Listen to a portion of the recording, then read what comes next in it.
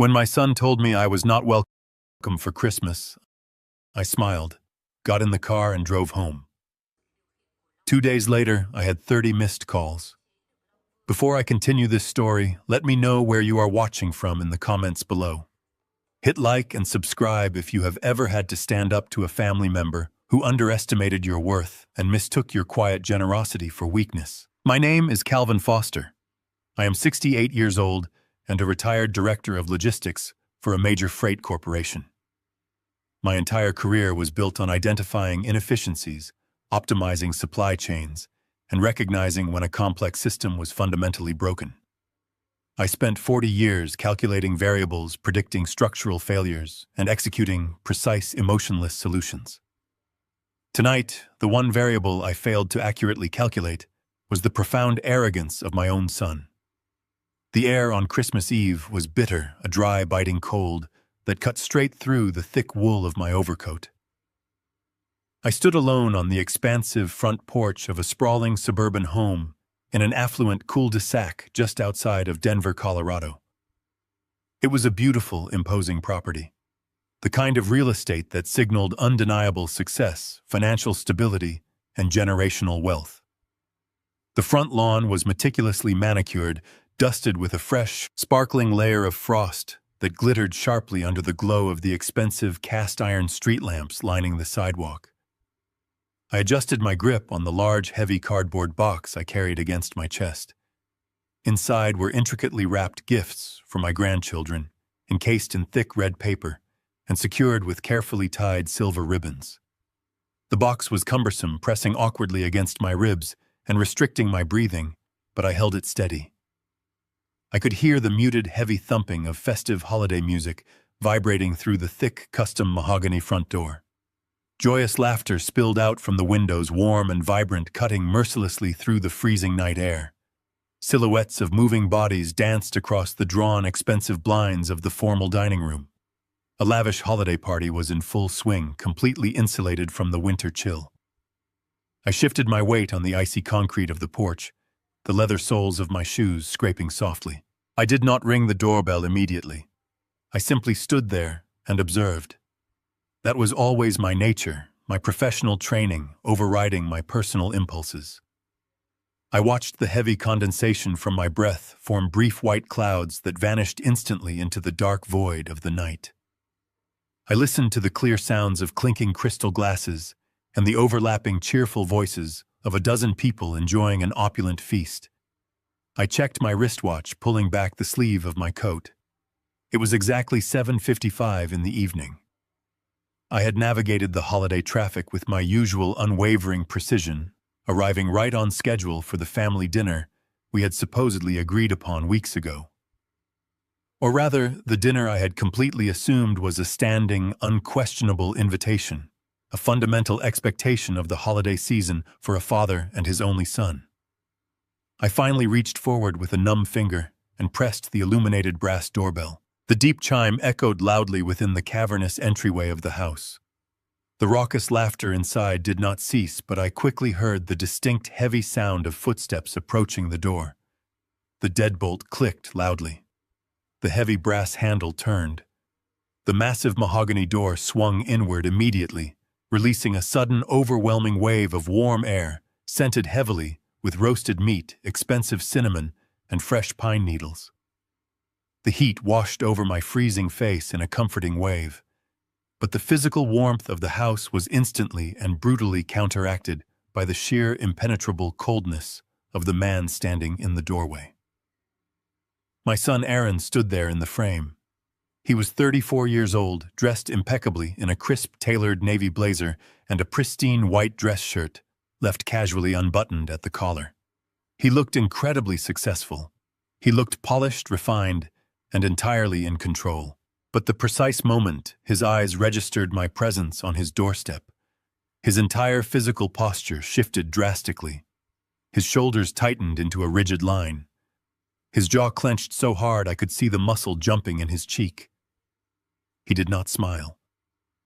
He did not extend a hand. He did not step aside to let his elderly father out of the freezing violent wind. Instead, he stepped forward aggressively, planting his expensive leather shoes firmly on the threshold, his body acting as a literal physical barricade between me and the warmth of the family home. The music pulsed loudly behind him. I could see the radiant glow of the massive 12-foot Christmas tree dominating the living room, adorned with hundreds of brilliant white lights and expensive crystal ornaments.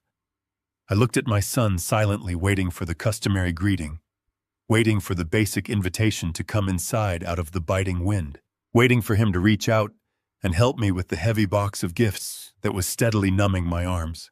Aaron did absolutely none of those things. He grabbed the heavy edge of the door, pulling it slightly inward, narrowing the gap actively and intentionally minimizing the amount of space I could see into the house. His eyes darted nervously over his shoulder, scanning the hallway behind him, with intense paranoia before snapping back to me. His breathing was visibly shallow.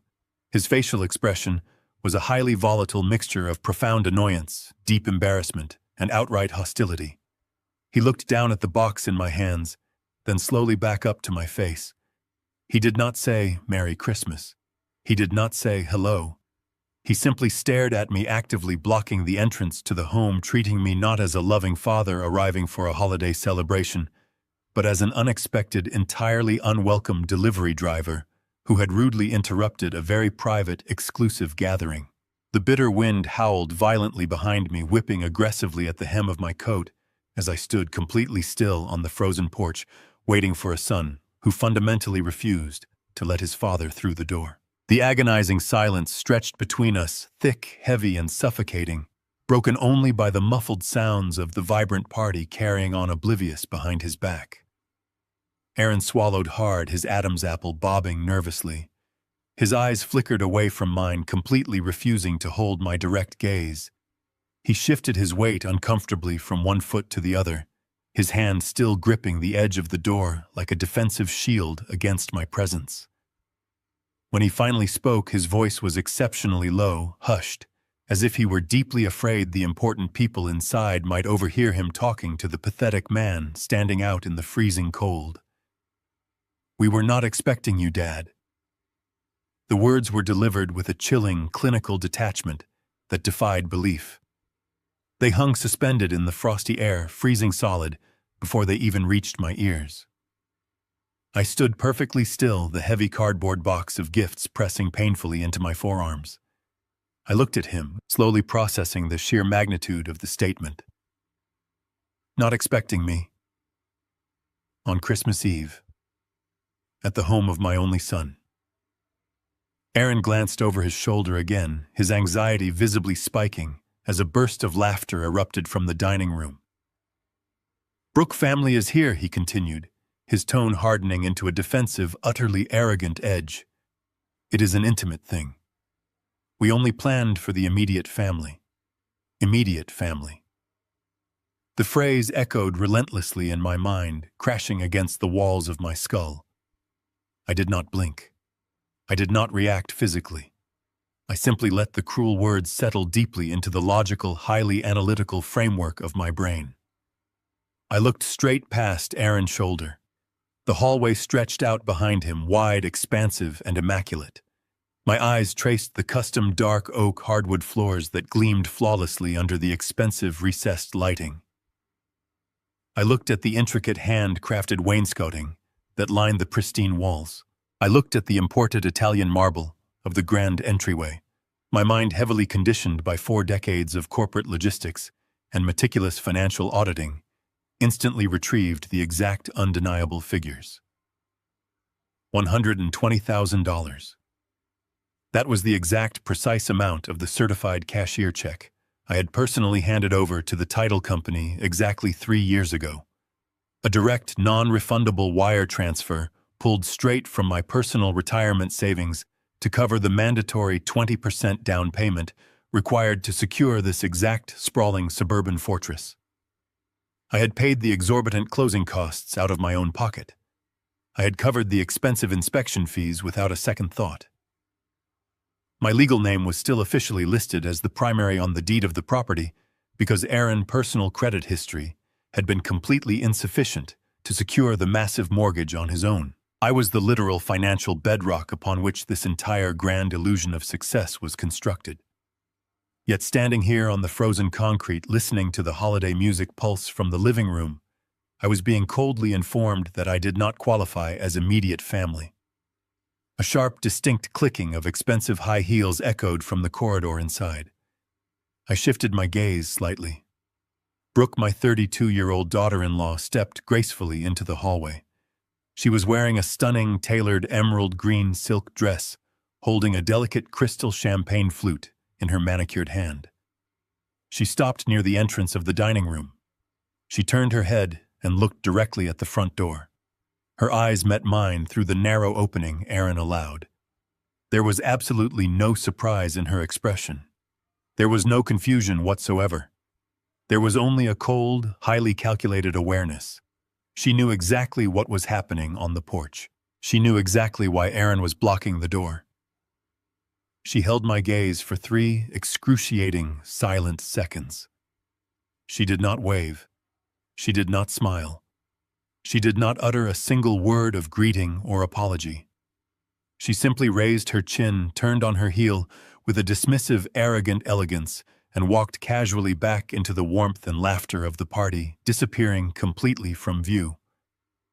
The absolute, undeniable finality of that gesture permanently cemented the reality of the situation. This was not a tragic miscommunication. This was not a foolish scheduling error. This was a deliberate, highly coordinated excision. They had orchestrated this lavish gathering specifically to exclude me. They had invited her entire extended family, catered a massive feast, and intentionally omitted the man who was literally financing the roof over their heads. Aaron watched my eyes meticulously track his wife. He turned back to me, his jaw setting defensively, physically bracing himself for a massive argument. He expected me to yell. He expected me to angrily demand entry. He expected me to throw the undeniable fact that I bought the house right in his face and force my way past him. He expected a messy, highly emotional father clinging desperately to his ungrateful, arrogant child. He expected a dramatic scene that would completely justify his arrogance and validate his cruel decision to treat me like a nuisance. He fundamentally misunderstood the man standing in front of him. A logistics director does not yell at a broken machine. A logistics director simply identifies the failing component, completely isolates it, and surgically removes it from the entire supply chain. I did not raise my voice a single decibel. I did not let a single ounce of the profound betrayal show on my face. I embraced an absolute terrifying quietude. I looked at Aaron carefully, studying the nervous beads of sweat forming on his brow, despite the freezing winter wind rushing continuously through the open door. I studied his extremely expensive clothes, his deeply defensive posture, the sheer, unadulterated arrogance radiating from his absolute refusal to invite me inside. I rapidly processed the incoming data. The relationship, acting as a functional reciprocal family unit, was completely and permanently defunct. The massive emotional and financial investment had yielded a completely negative return. The son I had painstakingly raised, the boy I had sacrificed decades of my life to protect, nurture, and aggressively provide for, no longer existed in reality. In his place stood an entitled, ungrateful stranger who viewed me merely as a silent, distant, and endlessly accommodating bank account. I smiled. It was not a warm paternal smile. It was a razor-thin, entirely pragmatic curve of the lips. The exact kind of smile you give an opponent across a high-stakes negotiation table when you suddenly realize they have just foolishly handed you the ultimate undeniable leverage. I slowly lowered the heavy cardboard box containing the meticulously wrapped gifts. I placed it gently, highly precisely on the frozen concrete, right at the very tip of Aaron's expensive polished leather shoes. The silver ribbons fluttered slightly, disturbed by the harsh winter wind. I stood back up calmly, adjusting the thick collar of my overcoat to block the chill. "Merry Christmas, Aaron," I said. My voice was perfectly level, utterly devoid of any anger, completely devoid of any sorrow. It was the calm, highly measured tone of a man confirming the termination of a massive contract. Aaron blinked repeatedly, his entire physical body visibly relaxed. He let out a deep breath he had clearly been holding in his chest, a profound, incredibly arrogant relief washing visibly over his features. He had aggressively braced for a miserable war, and instead, he foolishly believed he had won a total, entirely bloodless victory. He disastrously mistook my absolute silence for weak submission. He mistook my total calmness for a pathetic, cowardly retreat. He truly believed he had successfully banished me from the premises without a fight, establishing his absolute, unassailable dominance over our dynamic. "Thank you, Dad," he replied, his voice dripping with a sickening, highly condescending relief. "Drive safe. The roads are getting icy out there." He did not wait for me to turn around. He immediately began to close the heavy door. I did not linger on the porch for a single second. I turned my back to him and began the slow walk down the winding, beautifully paved driveway. Directly behind me, I heard the heavy, solid thud of the mahogany door clicking firmly shut. The deadbolt slid heavily into place with a sharp, extremely metallic finality. The vibrant, festive music was instantly muffled. The warm, inviting light spilling from the entryway vanished completely, leaving me entirely shrouded in the dark. The physical separation between us was now absolute. I walked steadily toward my car, my footsteps crunching loudly against the thick, frost-covered pavement. I did not look back at the grand house. I did not look up at the glowing decorated windows where Brooke family was currently drinking expensive champagne and laughing loudly in a home I legally owned. I simply walked.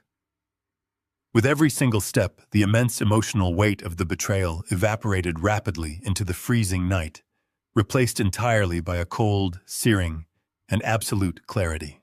I reached my car, unlocked the door, and slid into the driver's seat. The leather was freezing against my back. The interior of the vehicle was completely silent and pitch dark. I pulled the door shut, sealing myself safely inside the quiet, isolated cabin. I gripped the cold steering wheel, staring straight ahead through the frosted windshield at the sprawling, incredibly wealthy neighborhood. For 3 long years, I had meticulously maintained this grand illusion for him. For 3 years, I had rigorously protected him from the harsh, crushing realities of the massive financial burdens he had so carelessly taken on. I had shielded him, I had supported him, and I had foolishly subsidized his growing arrogance. That era ended tonight. I reached forward with a steady hand and pressed the ignition button.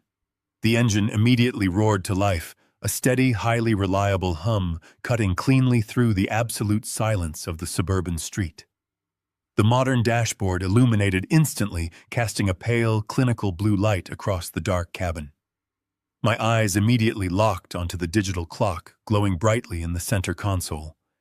It read exactly 8:00 p.m. I sat back heavily against the headrest, my mind rapidly and coldly sequencing the necessary operational steps required for the immediate future. The date was December 24th. For the past 36 consecutive months, without a single fail or delay, an automatic scheduled bank transfer of exactly $3,800 triggered from my primary checking account to completely cover the massive mortgage on the sprawling property Aaron and Brooke currently occupied. That specific transfer was strictly programmed by the bank to initiate precisely at midnight on the 25th of every single month to ensure the funds cleared well before the required deadline. I stared intensely at the glowing blue numbers of the clock. 8 p.m. I had exactly 4 hours. 4 hours before the massive banking servers executed the automated protocol. 4 hours before another massive, completely unearned infusion of my personal capital was silently and automatically deposited into the joint accounts of people who had just literally locked me out in the freezing cold and arrogantly declared I was not part of their family. I shifted my right hand to the center console and firmly pulled the heavy gear selector downward into drive. The tires gripped the frosty asphalt securely as I pulled away from the manicured curb. I did not drive with reckless anger.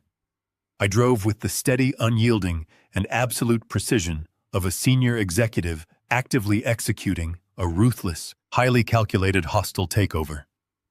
The internal transition within me was entirely complete. I was no longer a discarded, heartbroken father, desperately seeking basic affection from an ungrateful, entitled son. I was now the primary financial stakeholder, deliberately moving to aggressively liquidate a highly toxic asset. The impending war had not been successfully avoided by his closed door. It had simply been delayed by precisely 4 hours. The drive from the wealthy suburb back to my side of town took exactly 24 minutes. I did not turn on the radio. I did not turn on the heater. The silence in the cabin of my car was absolute, and I allowed it to settle over me, freezing the last remaining fragments of paternal sentiment into solid, unbreakable ice. I pulled into the narrow driveway of my townhouse. It was a modest, unassuming unit constructed of gray brick and slate siding. There were no imported marble entryways here. There were no soaring columns or wrought iron gates. I preferred it that way. It was efficient, practical, and it required zero unnecessary maintenance. I unlocked the front door and stepped inside. The air in my living room was stale and quiet. In the corner of the room stood a small, artificial Christmas tree. I had set it up 2 weeks ago, dutifully pulling it from its cardboard box in the garage, anticipating the holiday with my family. Its lights were currently unplugged, leaving the plastic branches completely swallowed by the shadows. I did not reach out to plug them in. The time for festive illusions had officially expired. I took off my heavy wool overcoat, draping it precisely over the back of a dining chair. I did not sit on the comfortable sofa. I bypassed the living area entirely and walked straight into the small spare room I utilized as a home office. This room was my sanctuary. It contained a solid oak desk, a leather office chair, and a high-performance desktop computer hooked up to dual monitors. For 40 years in the logistics industry, this was the exact kind of environment where I solved catastrophic supply chain failures. Whenever a vendor breached a contract, whenever a transportation network collapsed, I sat in a chair. Just like this one, isolated the broken variables and severed the dead weight. Tonight, the failing vendor was my own son. I pressed the power button on the computer tower. The cooling fans whirred to life a steady mechanical drone that grounded me. The dual screens flared bright white, illuminating my face in the dark room. I sat down and placed my hands flat on the smooth surface of the desk. I needed to act with total, unclouded objectivity. Aaron had just demonstrated that he believed he operated entirely independently of me. He truly believed his success was entirely his own creation. He had looked me in the eye and confidently barred me from a house that existed solely because of my capital. It was time to introduce him to the brutal mathematical reality of his existence. I opened my secure web browser and navigated straight to the portal of my primary financial institution. I typed in my complex alphanumeric password with rapid practiced keystrokes. The 2-factor authentication code buzzed on my phone. I entered the 6 digits and the main dashboard loaded instantly across my primary monitor. My eyes scanned the clean, organized rows of financial data. I managed my retirement assets with the exact same ruthless oversight I had applied to corporate budgets. Every dollar had a designated purpose, a scheduled trajectory, and an expected return on investment. I moved my cursor directly to the tab labeled Scheduled Outbound Transfers. The page refreshed, displaying a single massive recurring transaction. The destination account was listed under the name Aaron Foster. The scheduled execution date was tomorrow, December 25th, exactly at midnight. The exact transfer amount was $3,800. I stared at that specific number. $3,800.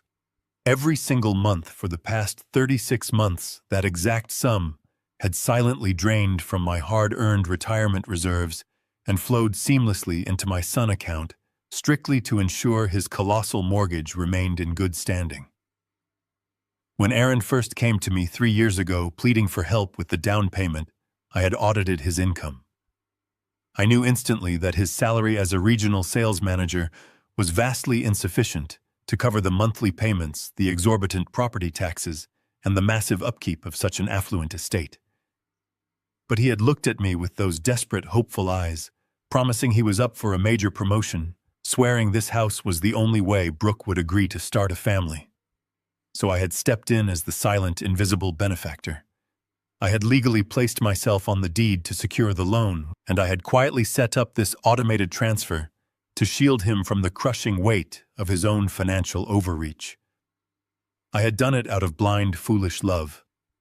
But love, like any operational asset, must be immediately revoked when it is actively weaponized against the provider. I moved my mouse over the blue highlighted text of the recurring transfer.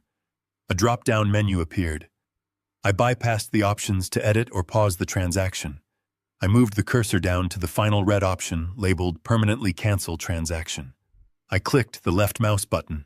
A secondary warning screen popped up, an automated safeguard, asking me to confirm this permanent action, warning me that future scheduled payments would not be processed and could result in severe late fees. I did not hesitate for a fraction of a second. I clicked Confirm. The screen flashed briefly, loading a green checkmark. The scheduled transfer of $3,800 simply vanished from the active ledger. Just like that, the invisible safety net that had kept Aaron's perfectly manicured life suspended above total ruin was entirely eradicated. But a logistics director knows that a single severed line is never enough to fully dismantle a fundamentally broken system. You must isolate all auxiliary lines of support to prevent further structural damage. I moved my attention to the Credit Management tab on my dashboard. I opened the profile for the Joint Platinum Emergency Credit Card. 2 years ago, Aaron called me in an absolute panic, claiming his car transmission had blown, and he had absolutely zero liquidity to cover the immediate repair. I had opened this specific line of credit, tying it directly to my pristine credit score, and mailed the physical card to his address. The strict verbal agreement was that this card was to be used exclusively for catastrophic emergencies and essential groceries if they were ever temporarily short on cash. I navigated to the cardholder control settings on the portal. There was a simple toggle switch on the screen labeled Temporarily Lock Card. I ignored it entirely. I scrolled down to the security options and selected the protocol for a stolen card. I clicked the button to permanently freeze the account and instantly revoke all current authorized users. Another confirmation screen appeared, warning me that any cards currently in circulation would be immediately declined at any point of sale. I clicked Confirm. The status of the Platinum card instantly changed from active to frozen. The digital guillotine had officially fallen. I leaned back in my heavy leather chair, taking a slow, deep breath of the cool, recycled air in my office. My financial liability was now completely sealed. I had successfully severed the massive arteries of cash flowing blindly into Aaron's household. However, looking at the frozen credit account on the glowing monitor, a sudden cold curiosity gripped me. The current outstanding balance on that supposed emergency card was significantly higher than it should have been. To verify the absolute necessity of my defensive maneuvers, I needed to know exactly how much damage had been done before I dropped the blade. I reached forward and clicked on the detailed transaction history for the frozen card, fully prepared to initiate a ruthless forensic audit of my son's recent expenditures. The blue light of the monitor cast a pale, clinical glow across the dark office. The confirmation screen faded, replaced by the primary dashboard of the credit account. The digital padlock icon indicated the Platinum card was successfully frozen, severing their access to the funds. But the outstanding balance displayed in the upper right corner demanded my immediate attention. The numbers sat there, bold and accusatory against the white background. $42,815. I stared at the sum, the rhythmic hum of the computer tower, the only sound in the silent townhouse.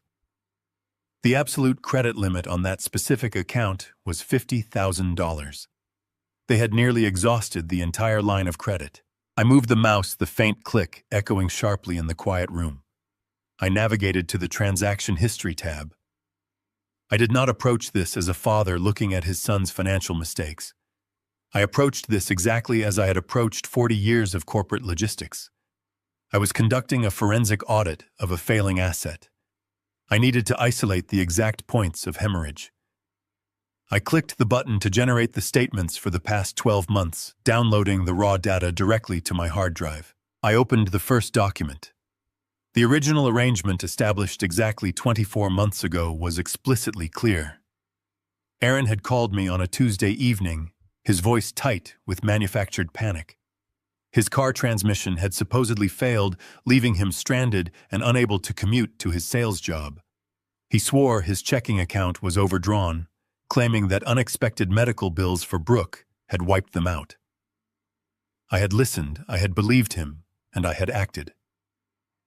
I overnighted the platinum card to their address with one strict, unbending parameter. The account was for absolute emergencies only.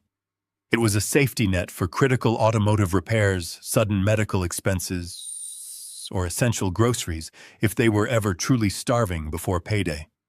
It was never intended to subsidize their daily existence. My eyes tracked down the first page of the most recent billing cycle.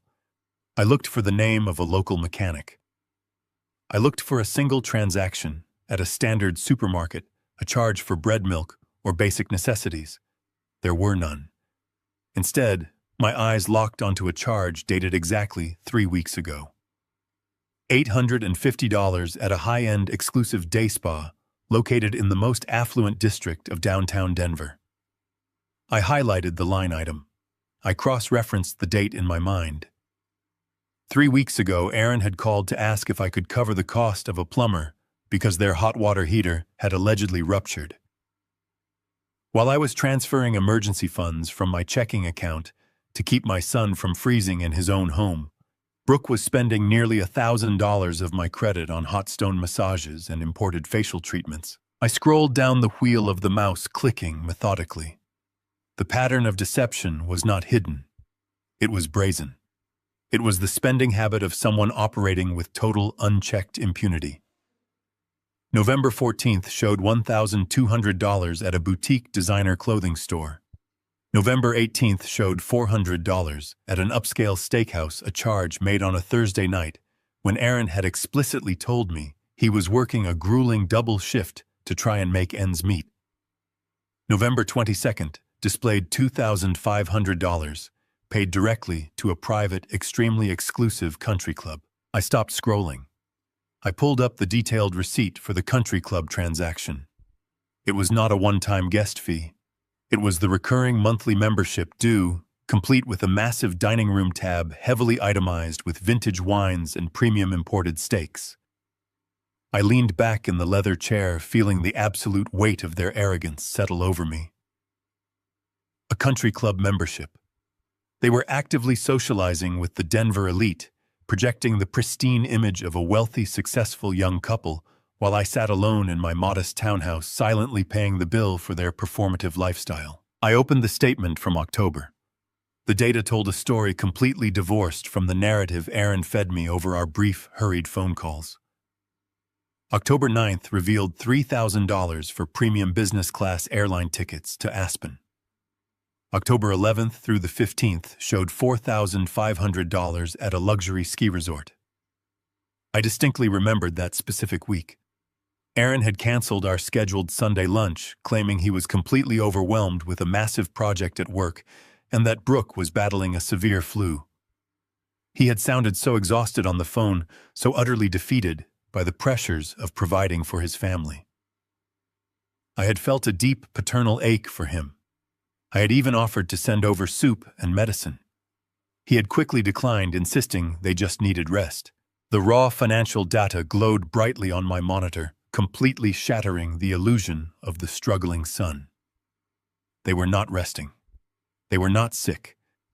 They were sitting in a luxury ski lodge, drinking expensive champagne, charging every single drop of their opulent vacation to the emergency credit card of the elderly father they had left sitting alone at home. The betrayal was not a sudden, violent act.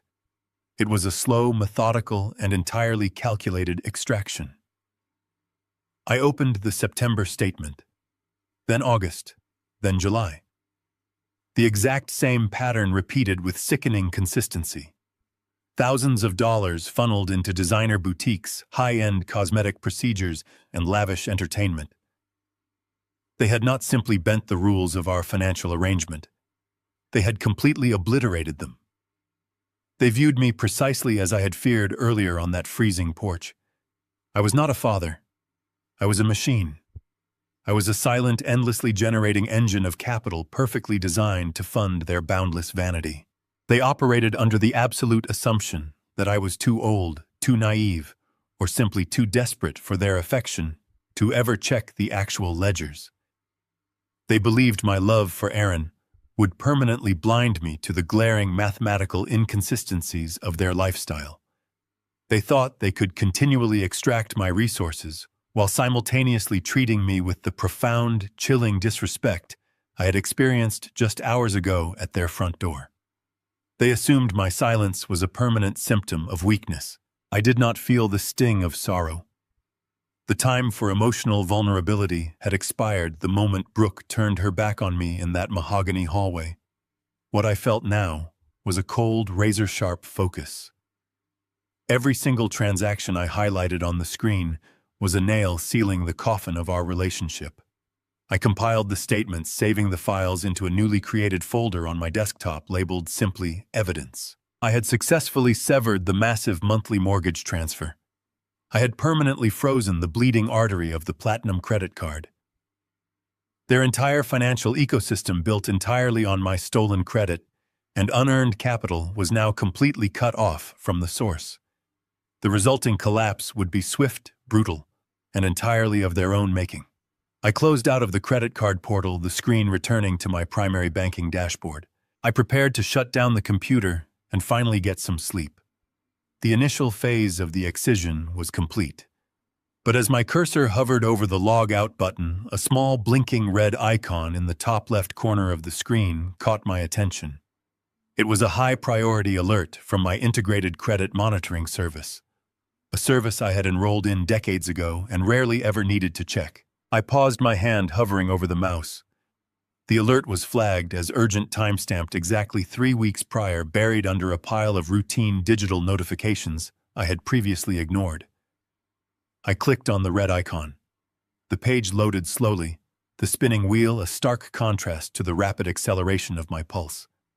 I had audited the credit card. I had severed the mortgage. But as the secure message finally opened on the screen, revealing the details of the urgent credit inquiry, I realized with absolute horrifying clarity that the financial exploitation I had just uncovered was merely the shallow surface of a much deeper, far more dangerous crime. The red alert icon blinked steadily in the upper corner of my screen. I moved my mouse and clicked the notification. The secure message center of my credit monitoring portal loaded with agonizing slowness. I watched the spinning blue circle, my mind already running through the standard possibilities. An accidental flag. A minor identity ping. I had maintained an immaculate credit score for over 4 decades. I possessed zero outstanding debt outside of the primary mortgage I carried for Aaron. I owned my townhouse completely outright. I did not casually apply for revolving credit. The page finally populated, displaying a single highly detailed alert. It was a formal notification of a hard credit inquiry initiated exactly 21 days ago. The originating institution was not my standard highly regulated national bank. It was a regional credit union located across the city, a branch specifically known for aggressively approving high-risk, rapid cash loans. I leaned closer to the dual monitors. The alert specified the exact nature of the inquiry. It was an application for a home equity line of credit. The officially approved amount was $75,000. The collateral legally listed to secure this massive line of credit was the sprawling suburban property currently occupied by my son and his wife. I sat perfectly motionless in my leather chair. My breathing slowed to a deliberate, shallow rhythm. I applied the exact same ruthless structural logic I used in corporate logistics to the information glowing on the screen. I broke down the legal architecture of the asset. I had provided the $120,000 down payment for that property. My legal name and my name alone sat as the primary holder on the actual deed. Aaron was classified merely as a secondary occupant. He possessed absolutely zero legal authority to leverage that property for cash. In order to legally secure a $75,000 equity loan against that specific house, the credit union would absolutely require the primary deed holder to authorize the paperwork. They would require my physical presence, my state-issued identification, or a heavily authenticated digital signature. I had provided none of those things. I had not spoken to anyone at that regional credit union. The logical conclusion materialized with terrifying clarity. Aaron had not simply bypassed my authority. He had actively and deliberately impersonated me. He had forged my signature on federal financial documents to illegally extract liquid cash from an asset he did not own. The air in my home office suddenly felt incredibly thin. The previous discoveries regarding the joint credit card had been appalling, but they were ultimately ethical failures. Spending my money on luxury spa retreats and expensive country club dinners was a spectacular display of entitlement. It was greed. It was a profound moral failing. But this was entirely different. This was a felony. This was wire fraud, identity theft, and severe elder financial exploitation executed in a single breathtakingly arrogant maneuver. My own son had crossed the line from a dependent parasite into a desperate active criminal. I looked at the exact date of the hard inquiry. 21 days ago. My mind instantly rewound the calendar, accessing my immaculate memory for schedules and appointments. 21 days ago was the week of Thanksgiving. A vivid, sickeningly clear memory surfaced. Aaron had invited me over for a surprisingly brief, casual dinner on a Tuesday evening, just before the holiday. I remembered sitting at his expensive kitchen island. Brooke had conveniently excused herself to run errands. Aaron had poured me a glass of wine, acting unusually warm and conversational. Midway through the evening, he had pulled a thick stack of complex tax documents from his briefcase, claiming they pertained to a complicated new compensation package at his sales job. He told me he needed a reliable character reference signature for a background check his new corporate clients required. He had seamlessly fanned out the pages, isolating a single signature line at the very bottom of a dense text-heavy document. I had signed it. I had blindly placed my pen on the paper and signed my legal name, completely trusting my own flesh and blood. He had slipped the loan authorization page directly into a stack of fake corporate paperwork. He had looked me directly in the eye, handed me a glass of wine, and smoothly guided my hand to execute the instrument of my own financial ruin. He had weaponized my absolute unconditional trust to steal $75,000 in liquid cash. And then exactly 3 weeks later, he had stood on his frozen front porch, physically blocked me from entering his home, and coldly informed me that I was not immediate family. I did not slam my fists against the oak desk. I did not shout at the empty room. I experienced a profound glacial shift in my internal operational parameters. The father who had tirelessly subsidized his son life officially ceased to exist.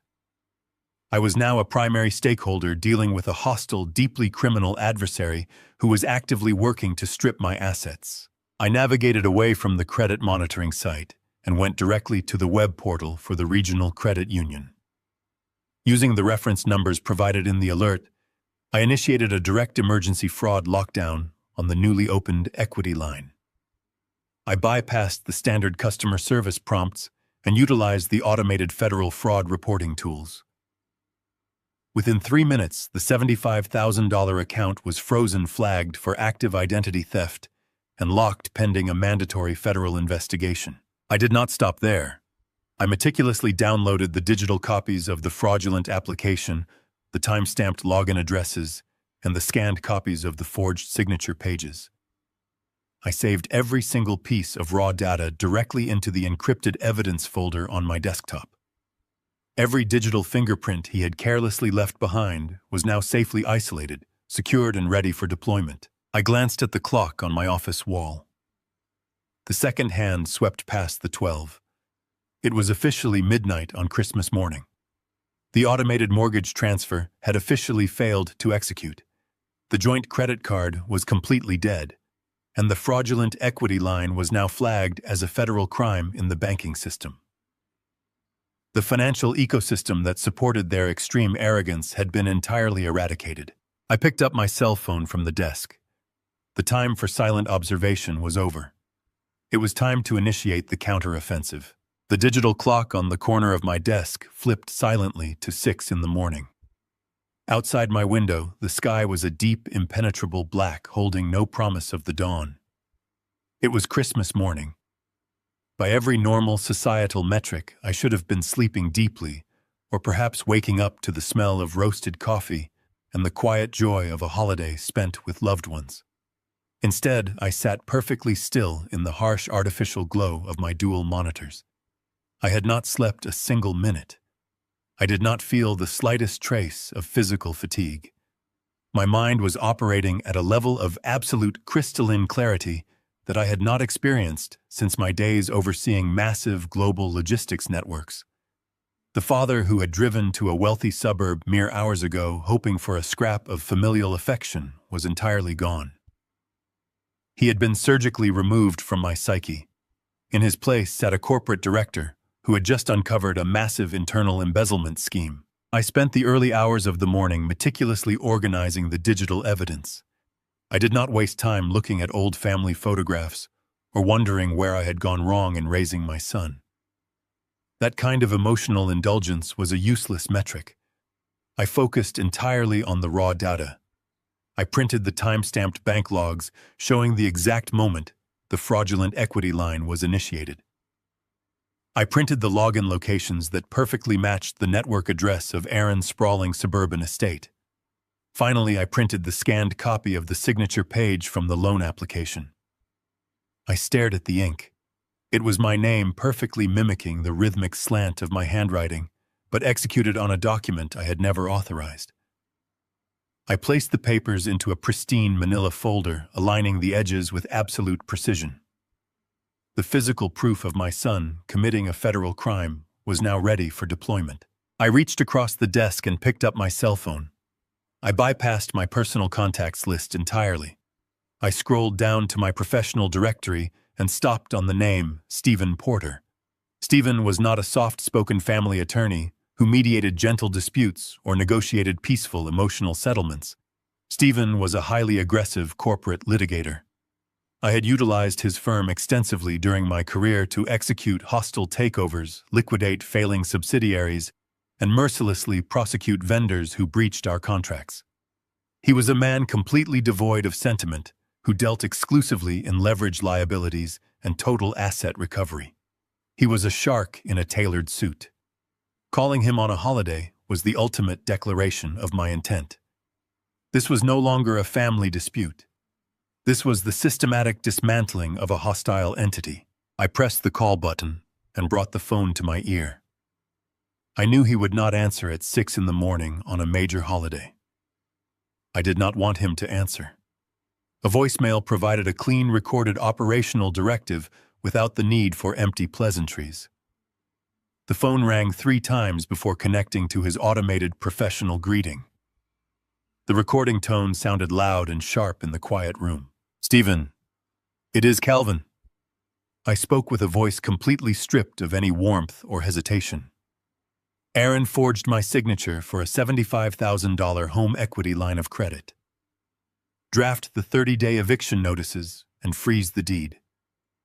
We go to war on Monday. I pulled the phone away from my ear and ended the call. The finality of that action settled heavily over the room, but it did not bring a single ounce of sorrow. It brought a profound, immense sense of order. The sprawling suburban house, the grand illusion of his massive success, the carefully curated image he projected to his wealthy neighbors, it was all built on a foundation of stolen money and federal wire fraud. I had just initiated the legal mechanism that would detonate that foundation completely. I stood up from my heavy leather desk chair. My joints were slightly stiff from sitting perfectly rigid through the entire night, but my posture was entirely straight. I walked into my small dark kitchen and began brewing a pot of black coffee. I did not turn on the television to watch cheerful holiday parades. I did not look out the window to see happy neighbors exchanging gifts. I simply sat at my modest kitchen island, poured my dark, bitter coffee, and waited. I had completely severed his mortgage payment.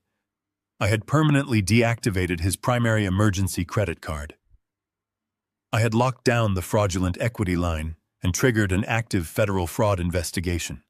I had legally weaponized the deed to the home he slept in. The financial oxygen had been totally and permanently cut off. I knew precisely how the remaining variables would react. Aaron and Brooke were currently sleeping in their lavish master bedroom, completely oblivious to the fact that their entire manufactured reality had just been ruthlessly liquidated. They believed they had won. They truly believed they had successfully discarded an annoying, powerless old man. It would take exactly 48 hours for the global banking systems to process the sheer absolute magnitude of the destruction I had unleashed. I took a slow, steady sip of my coffee and prepared my mind for the absolute frantic panic that was mathematically guaranteed to follow. The silence in my townhouse was perfect right now, but I knew the storm was already gathering momentum. Christmas Day arrived without a single notification. No text message appeared on my screen. No obligatory holiday greeting was transmitted. My cell phone sat completely silent on the edge of the kitchen island. In previous years, I would have found this absolute quiet deeply unsettling. I would have manufactured a weak excuse to call them, hoping to catch the voices of my grandchildren in the background. Now the silence was incredibly validating. It was the absolute mathematical confirmation of my hypothesis. Without my ongoing financial utility, I simply ceased to exist in their reality. The 26th of December arrived and departed with the exact same profound emptiness. I spent those 48 hours executing my daily routines with military precision. I cleared the heavy snow from my narrow driveway. I organized my physical tax files into neat chronological stacks. I prepared simple, highly efficient meals. I did not log into my banking portals a single time. The automated cancellation protocols I had initiated were entirely infallible and required absolutely no further micromanagement. I had cleanly severed the primary supply lines, and now I merely had to wait for the vacuum to suffocate the parasite. The 27th of December dawned bitterly cold and completely dark. I woke precisely at 5 in the morning. I showered, shaved, and dressed in a clean-pressed shirt and slacks. A retired director of corporate logistics never meets a crisis in his pajamas. I walked into the kitchen and began my morning ritual. I ground the dark roast coffee beans, measuring the exact ratio of water to grounds.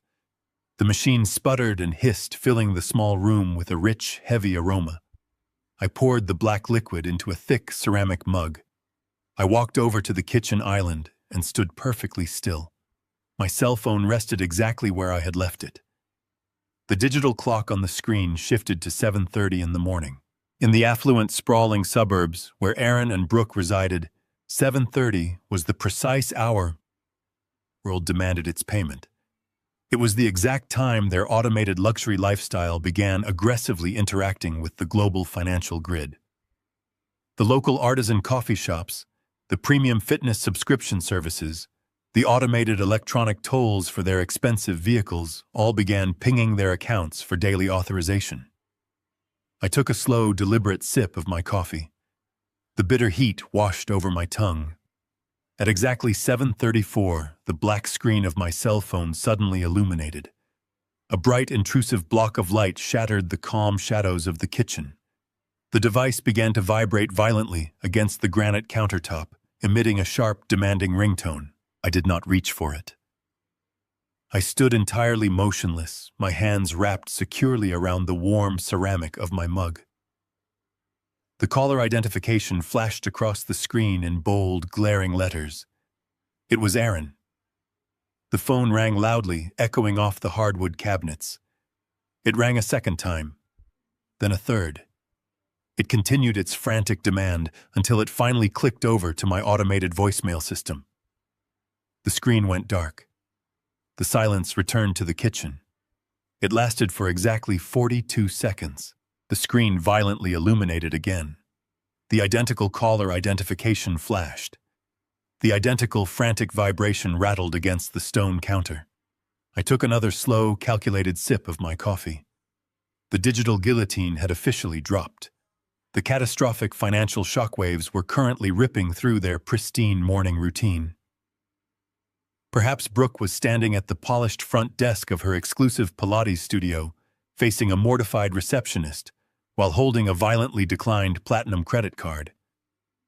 Perhaps Aaron was logging into his mobile banking application in a cold sweat to discover the massive mortgage transfer had completely failed to post, and his primary checking accounts were severely overdrawn.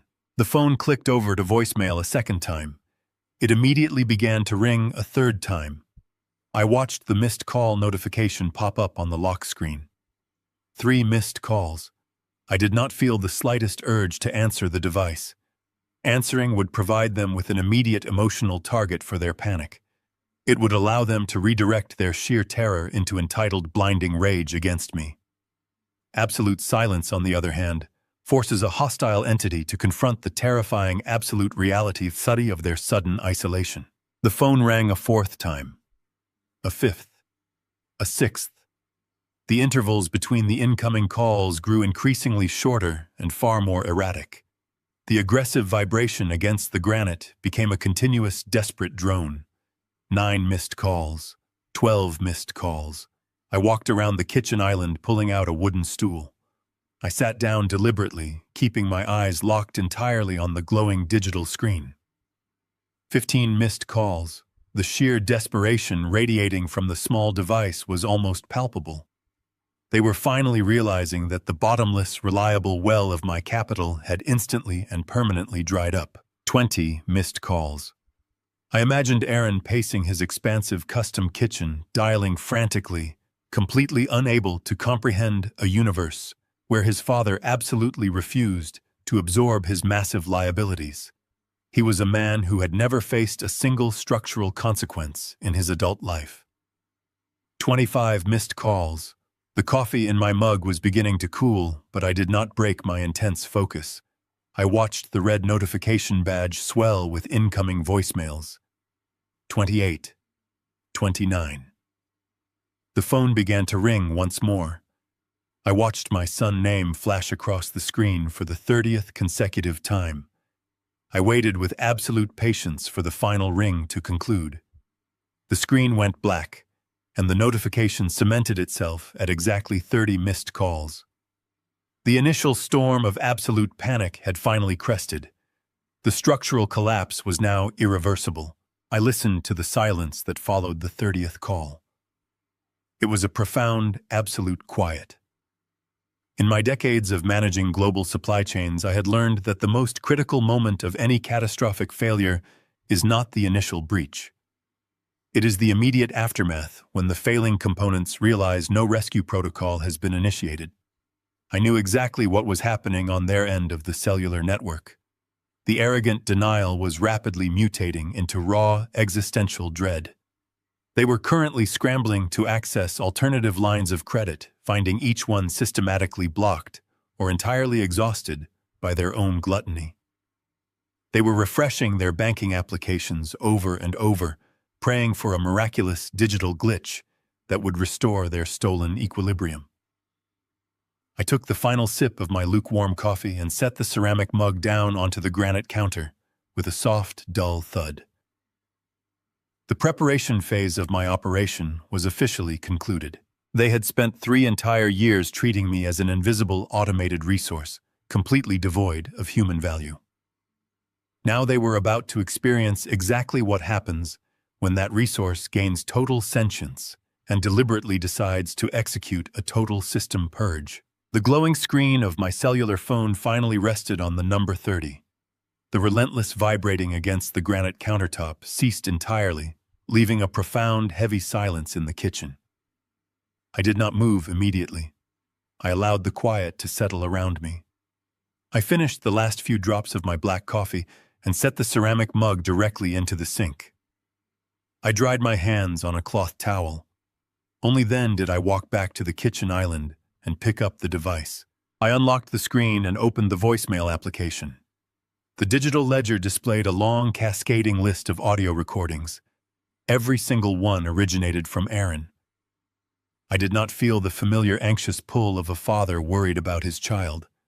I felt the absolute detached focus of a corporate auditor reviewing a sequence of critical systemic failures.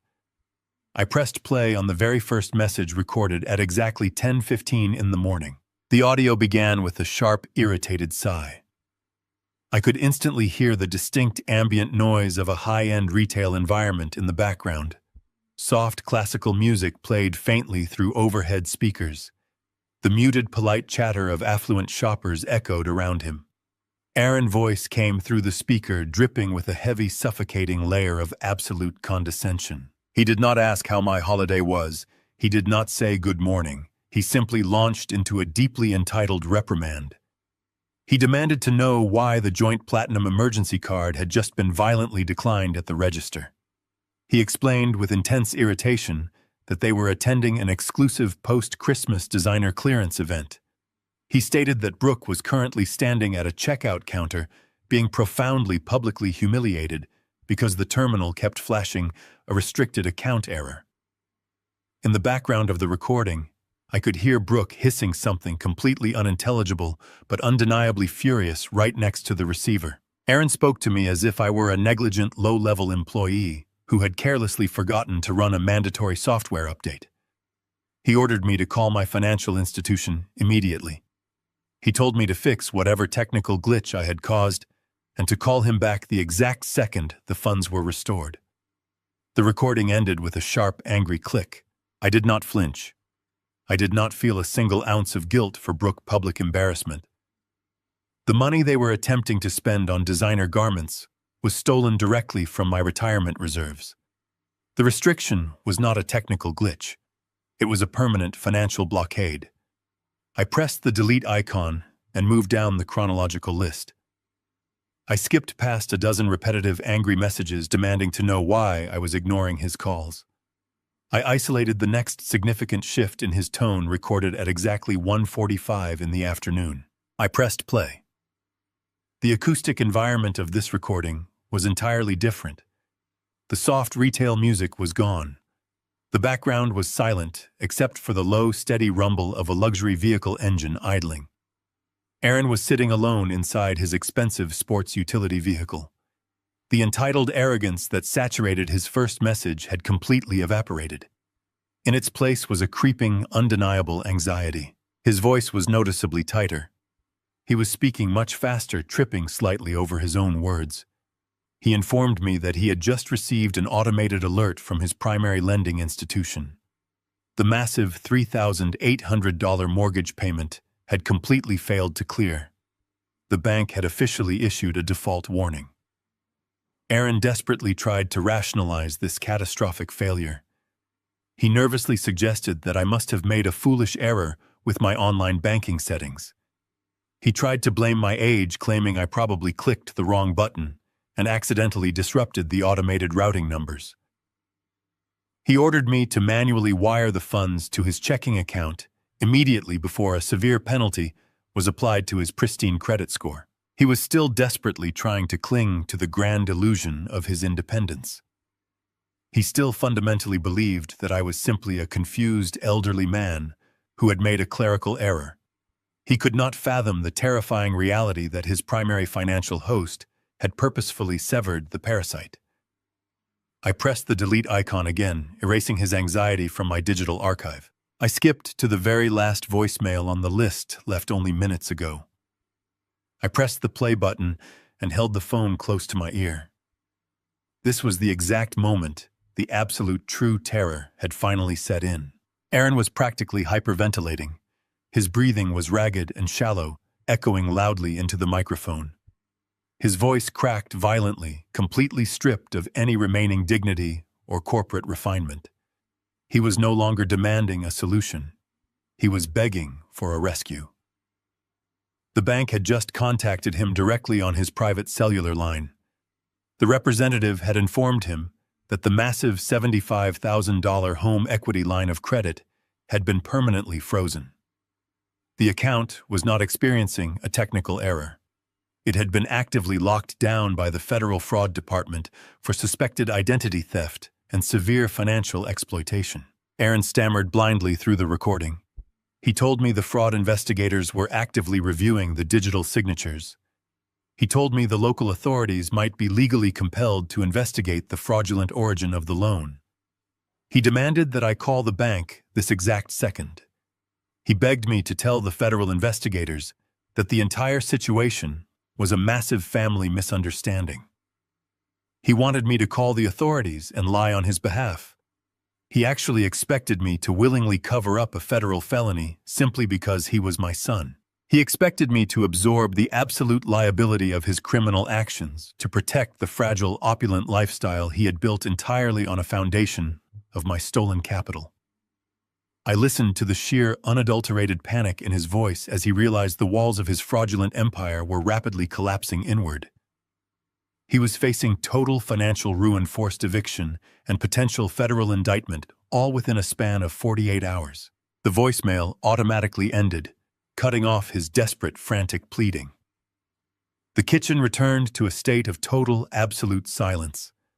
I slowly lowered the cellular phone and placed it face down on the cold granite countertop. I did not feel the slightest trace of pity. I had successfully audited the cascading sequence of his destruction. Every single voicemail served as undeniable concrete confirmation of a flawlessly executed tactical strike. The digital guillotine had functioned with absolute mechanical perfection. The immediate threat was neutralized, but the overall operation was far from complete. I turned away from the kitchen island and walked directly toward the front closet. I reached out and pulled my heavy wool overcoat from the wooden hanger. I had gathered all the necessary intelligence. The enemy was completely disoriented and rapidly hemorrhaging resources. It was time to leave the quiet sanctuary of my townhouse. It was time to travel downtown and sit in the war room with my attorney. I slipped my arms into the thick sleeves of my coat, preparing to finish the complete eradication of my son. The elevator ascended to the 42nd floor with a smooth, silent velocity. The stainless steel doors parted to reveal the reception area of Porter and Vance litigation. It was precisely 8 in the morning on the Monday following the holiday weekend. The receptionist was absent. The glass walls offered a sprawling panoramic view of the frozen downtown skyline, but I did not stop to admire the architecture. I walked directly down the polished marble corridor toward the corner office. I did not knock. I pushed the heavy oak door open and stepped inside. Stephen Porter was already seated behind his massive glass desk. He did not offer a manufactured smile. He did not ask how my weekend was or utter a single empty platitude regarding the season. He wore a sharply tailored charcoal suit and stared intently at the glowing screen of his laptop. A thick printed file sat perfectly centered on his desk. It was the encrypted digital package I had transmitted to his secure server 2 days ago. "Have a seat, Calvin." Stephen spoke without looking up from his monitor. His voice was a flat, gravelly baritone entirely stripped of emotion. I sat in the leather chair opposite him. I did not remove my wool overcoat. I simply waited. Stephen closed the laptop and placed his hands flat on the glass surface. He looked directly at me with the calculating eyes of a predator analyzing a wounded carcass. I reviewed the entire data packet you compiled, the digital login timestamps, the network routing addresses, the scanned application from the regional credit union. I cross-referenced the document metadata with the forged signature page and the legal classification. I asked, my voice mirroring his absolute detachment. "It is a bloodbath," Stephen replied, leaning slightly forward. "Your son did not merely bend a few internal banking rules. By electronically transmitting a forged signature to secure a $75,000 equity loan against an asset he does not own, he has triggered a multitude of severe federal and state statutes. We are looking at aggravated identity theft. We are looking at first-degree felony forgery. Because the credit union is a federally insured institution, The electronic submission elevates this directly to federal wire fraud. Furthermore, given your age bracket, he has officially crossed the threshold into severe elder financial exploitation. Stephen paused, letting the sheer weight of the legal terminology settle in the quiet room. If the district attorney decides to pursue this aggressively, and given the immaculate paper trail you have provided, your son is facing a mandatory minimum sentence in a federal penitentiary. It is not a fine, Calvin. It is not probation. It is hard time. I processed the information with the same cold analytical precision I used to evaluate quarterly profit margins. I felt absolutely no instinct to shield him. He had willingly stepped into a minefield and confidently jumped on the largest explosive he could find. I am not interested in initiating criminal proceedings today, I stated, keeping my gaze locked on Stephen. Criminal investigations take months. They involve detectives, grand juries, and endless bureaucratic delays. Aaron would use that time to manipulate his wife, borrow money from her affluent family, and construct an elaborate narrative of victimhood. I do not want to give him a timeline. I want to execute a total systemic shock. I want his entire operational reality dismantled immediately. Stephen tilted his head, a faint glimmer of professional appreciation appearing in his eyes. He opened the file on his desk and pulled out a copy of the property deed. You hold the primary deed. Aaron and his wife are legally classified as tenants at will. They possess no formal lease agreement. I can draft a standard 30-day notice to quit the premises today. Once the 30 days expire, we file for formal eviction in county court. The bailiffs will physically remove them in roughly 60 to 90 days. I shook my head slowly. 90 days is entirely unacceptable. 90 days provides him with an operational window to secure alternative housing, to hire a defense attorney, and to hide his assets. 90 days allows him to breathe. I need him suffocating by next week. Stephen leaned back in his leather chair, tapping his expensive silver pen against the glass. You want to bypass the eviction courts entirely? I want to liquidate the asset. I replied, my voice dropping to a hard, uncompromising register. I spent 40 years managing global corporate logistics. When a regional distribution center fails due to internal corruption, you do not spend 90 days slowly evicting the corrupt managers. You dissolve the entire entity. You liquidate the physical inventory, you sell the raw land, and you burn the lease. I do not want that suburban house back, Stephen. I do not want to manage it or rent it out. I want it sold. I want it sold out from under them while they are still sleeping in the master bedroom. Stephen stopped tapping the pen. A slow, sharp smile spread across his face. He understood precisely what I was engineering. You want to sell an occupied property? That is a notoriously difficult maneuver on the traditional real estate market. Standard buyers require walkthroughs, structural inspections, and empty, pristine rooms. They run from occupied homes, especially when the occupants are hostile family members facing eviction. Then we do not use the traditional market, I countered immediately. We use a corporate liquidator. Stephen nodded slowly, already accessing the necessary files in his mind. I have an established relationship with a private equity group called Apex Capital Holdings. They are a massive corporate entity that specializes in rapid cash acquisitions of distressed or heavily encumbered residential properties. They buy houses entirely sight unseen. They waive all inspections. They do not care about the current occupants because they employ an army of ruthless corporate litigators whose sole operational purpose is to execute rapid hostile evictions. They will buy the house with your son still sitting on the sofa, and they will have him thrown onto the street with zero hesitation. That is exactly the mechanism I require. I stated, feeling the adrenaline of the strategy sharpening my focus. What is the caveat? The caveat is the profit margin. Stephen explained, his tone returning to strict business. Apex Capital assumes a massive amount of legal risk and physical liability by purchasing an occupied home sight unseen. To offset that risk, they operate strictly below market value. Your property is currently appraised at roughly $850,000. Apex will offer you 80 cents on the dollar. You will take a severe financial hit. I performed the mental calculation instantly. 20% of $850,000 was $170,000. I would be walking away from nearly $200,000 of pure equity. For a fleeting second, the sheer volume of the lost capital registered in my mind, but I immediately pushed it aside. This was not a real estate transaction. It was a tactical military expenditure. I will accept a 20% loss, I said, without a single tremor in my voice. In fact, I want you to specifically offer them the property at that exact 20% discount right now. Do not negotiate. Do not attempt to counteroffer.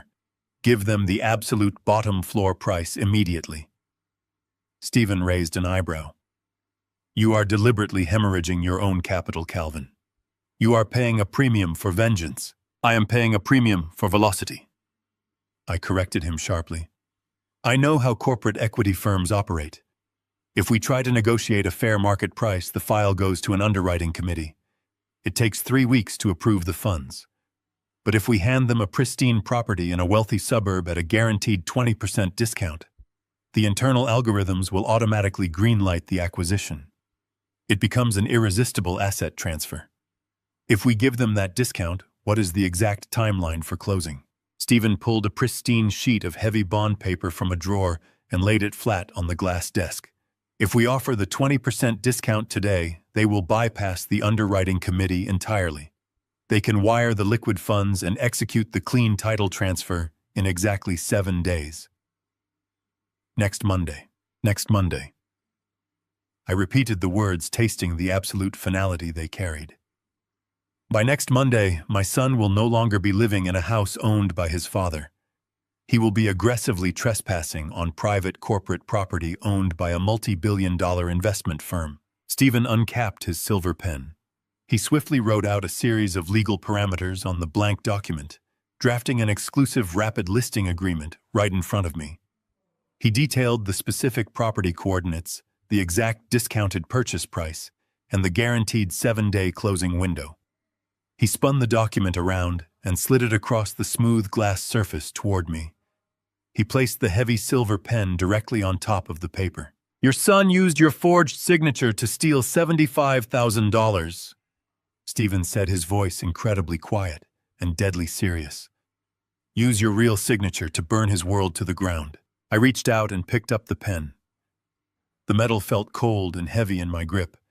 I looked at the bottom of the document, at the single black line requiring my authorization. For 3 years, Aaron and Brooke had treated me as a silent, endless machine. They had mocked me, ignored me, and ultimately attempted to financially destroy me. They believed their actions carried absolutely zero consequences. I pressed the tip of the pen against the paper. I did not hesitate. I executed my signature with bold, sweeping strokes, legally binding the total liquidation of their entire manufactured reality. I placed the pen back on the desk. Stephen pulled the document back. He did not say a word. He simply turned to his scanner, digitized the binding contract, and transmitted it directly to the acquisition directors at Apex Capital Holdings. The digital transfer took less than 5 seconds. The mechanism was officially locked. The countdown had begun. Next Monday, the storm would finally break. The drive from the downtown financial district back to my quiet suburban neighborhood took exactly 47 minutes. I did not turn on the radio. I drove in total silence, letting the steady hum of the engine and the rhythm of the tires against the cold pavement anchor my thoughts. The meeting with Stephen had crystallized the abstract data into a tangible weapon. The exclusive listing agreement was signed and transmitted. The 30-day eviction notice was entirely bypassed. In exactly 7 days, an acquisition team from Apex Capital Holdings would legally own the property Aaron currently occupied. The digital guillotine had not merely dropped. It had severed the entire foundation of their stolen existence. I turned off the busy main thoroughfare and navigated the winding residential streets that led to my townhouse. The winter sky was a flat, unforgiving gray pressing down heavily on the bare trees and the frost-covered lawns. I felt a profound sense of operational calm. The frantic voicemails Aaron had left on my device earlier that morning had proven his total disorientation. He was a man entirely accustomed to manipulating his way out of minor inconveniences, but he possessed absolutely zero mental architecture to handle a total systemic collapse. He expected me to answer the phone and absorb his panic. He expected me to act like a compliant subordinate. My continued silence had clearly driven him to a point of physical desperation. As I rounded the final corner and approached my property, my operational calm instantly hardened into a state of absolute tactical alert. I slowed my vehicle to a crawl. The narrow concrete driveway leading to my attached garage was completely obstructed. A massive, gleaming, black luxury sports utility vehicle was parked aggressively across the apron of my driveway. It was not parked with any degree of spatial consideration. It was parked diagonally, with the rear tires crushing the frosted grass of my front lawn and the front bumper blocking the sidewalk. It was a deliberate, hostile territorial display. I recognized the vehicle immediately. It was the $80,000 flagship model Aaron had leased 18 months ago, claiming it was an absolute necessity for entertaining his high-end corporate clients.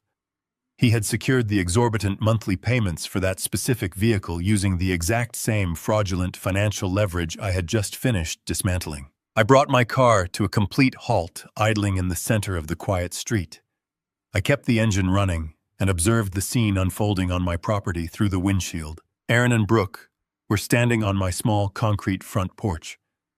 They were not waiting patiently like concerned family members, seeking a quiet resolution. They were pacing back and forth across the limited space like cornered volatile predators. The biting winter wind was visibly affecting them, but their sheer entitlement seemed to generate its own heat. Brooke was wrapped tightly in a thick designer winter coat, her arms crossed defensively over her chest. Her face was contorted into a mask of pure, unadulterated fury. She was aggressively tapping her expensive leather boot against the concrete, glaring at my locked front door, as if attempting to incinerate it with her sheer willpower. Aaron was in a state of continuous erratic motion. He was wearing a thin suit jacket, totally inappropriate for the freezing temperature, but he did not seem to notice the cold. He was holding his cellular phone to his ear, listening for a few seconds, before violently pulling it away and jabbing his thumb against the screen. He was attempting to call me again. He was standing on my property, blocking my driveway, and aggressively demanding that my cellular phone ring inside my empty house. I sat in the idling car and simply watched them. I evaluated their body language using the same detached metrics I would apply to a failing vendor on a loading dock. There was no remorse visible in their posture. There was no sorrow for the profound betrayal they had orchestrated. There was only the frantic, toxic rage of parasites suddenly deprived of their host. They had driven across the city not to apologize for forging my signature on federal bank documents, but to corner me in my own home and demand that I immediately restore their access to my stolen capital. They fundamentally believed that if they could physically confront me, they could bully, intimidate, and manipulate me back into submission. They still viewed me as a weak, isolated old man who could be easily broken. They had not yet comprehended that the father they knew had been entirely eradicated on a frozen porch weeks prior. They were currently trespassing on the territory of an adversary who had just sold their home to a private equity firm for a 20% loss simply to watch them suffer the velocity of the eviction. I took my foot off the brake pedal. I allowed my vehicle to slowly roll forward until the front bumper was mere inches from the polished black door of Aaron's aggressively parked luxury vehicle. The tires crunched loudly against the accumulated road salt and frozen gravel. The sound cut sharply through the quiet suburban air. Brooke noticed the vehicle first. She stopped her angry pacing and locked her eyes on my car. Her posture instantly transformed from defensive irritation to aggressive anticipation. She reached out and struck Aaron hard on the shoulder, pointing a manicured finger directly at my windshield. Aaron dropped his cellular phone from his ear. He spun around to face the street. His face was flushed red with the cold and the residual adrenaline of his uninhibited panic. For a fraction of a second, When his eyes met mine through the safety glass, I saw the raw, pathetic desperation vibrating beneath his expensive suit. I saw the terrifying realization that his entire fraudulent empire was rapidly burning to the ground. But that flicker of truth was instantly buried under a massive defensive wave of absolute blinding entitlement. His jaw clenched, his hands curled into tight, white-knuckled fists at his sides. The illusion of the successful corporate son completely evaporated, revealing the volatile, desperate criminal underneath. He did not wave. He did not step aside to clear my driveway. He let out a visible shout of raw anger that puffed into the freezing air as a cloud of white vapor. He lunged off the elevated concrete porch, hitting the frosted grass with a heavy thud, and stepped aggressively toward my car. The engine of my vehicle fell silent, leaving only the sound of the harsh winter wind whipping across the frosted concrete of my driveway. I gripped the interior door handle and pushed it open, stepping out into the freezing air. I did not even have the opportunity to close my car door before the verbal assault began. Brooke closed the physical distance between us with alarming speed. Her face was flushed red against the gray morning, her perfectly manicured hands balled into tight, aggressive fists at her sides. She did not ask about my health. She did not offer a single word of polite greeting. She immediately launched into a shrill, piercing tirade, her voice completely devoid of any basic human decency. She screamed at me for intentionally sabotaging her morning. She detailed with agonizing entitlement how she had been standing at the checkout counter of an exclusive downtown boutique surrounded by women in her elite social circle. She shrieked about the absolute indignity of handing the cashier her platinum emergency card, only to have the machine violently reject the transaction. She demanded to know how I could be so incredibly selfish and so utterly petty as to freeze my own credit line without consulting her first. I stood completely motionless beside my vehicle, resting my hands calmly on the cold metal of the roof. I observed her as one might observe a malfunctioning piece of machinery. Her breath plumed in the freezing air as she ranted about the profound social humiliation of having her purchases publicly declined. She genuinely believed that her temporary embarrassment at a high-end retail store was the ultimate tragedy of the morning. She had absolutely no concept that the card in her hand was fueled by stolen capital, or that the man standing beside her had committed a federal felony to maintain her opulent lifestyle. Aaron stepped forward physically, placing his hand on Brooke to pull her back. He could see that her shrill demands were bouncing completely harmlessly off my silent exterior. He tried to quickly recalibrate the dynamic, adopting the false authoritative posture he used when negotiating aggressive corporate sales. He adjusted the collar of his thin, expensive suit jacket, visibly shivering against the biting wind. He looked at me with a manufactured expression of extreme disappointment, shaking his head slowly, as if dealing with a senile, recalcitrant child. He informed me that my little clerical error with his banking application had caused a massive, highly inconvenient glitch. He claimed the bank had overreacted to a simple routing discrepancy and had placed an aggressive fraud alert on the home equity line. He demanded that I retrieve my cellular phone immediately. He ordered me to dial the fraud department while he stood there to verbally authorize the release of the funds and to formally apologize to the banking representatives for my irresponsible digital mistake. He actually attempted to convince me that the federal lockdown on his illegal loan was entirely my fault and a product of my elderly incompetence. I did not reach into my pocket for my phone. I simply stared at him, maintaining a flat, unwavering gaze. My continued silence visibly rattled him. The corporate facade began to aggressively crack, exposing the raw, unhinged panic mutating underneath. When he realized I was not going to blindly obey his verbal commands, Aaron reached inside his suit jacket. He pulled out a thick, leather-bound clipboard and practically shoved it across the hood of my car. A complex, densely worded legal document was clamped firmly to the board.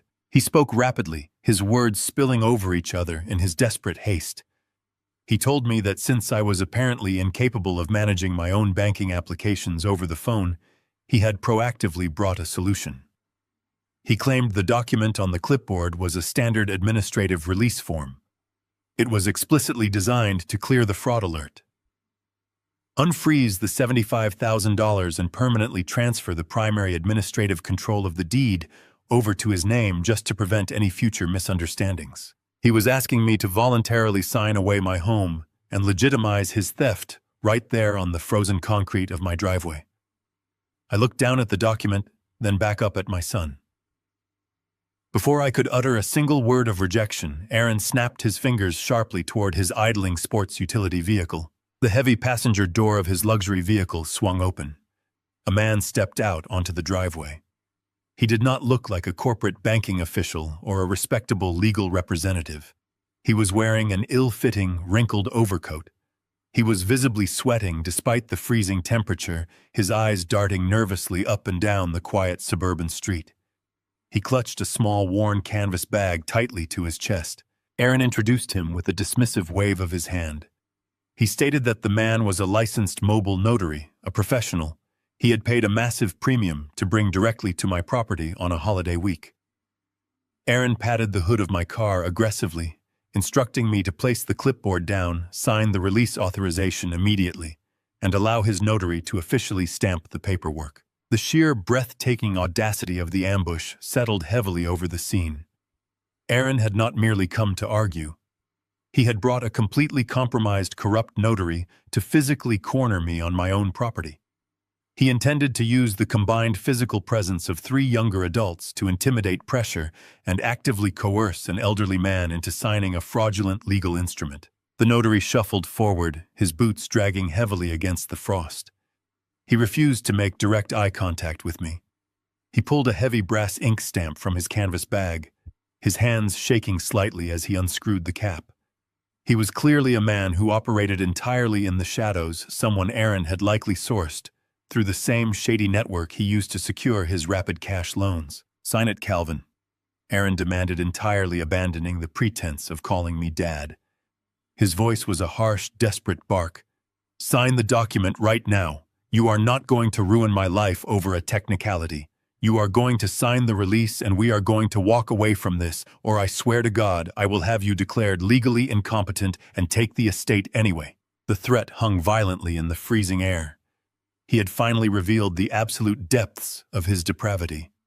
He was actively threatening to strip me of my mental autonomy and to lock me away in a facility simply to maintain his access to my capital. I looked at Brooke, whose arms were still crossed, her eyes glaring with toxic entitlement.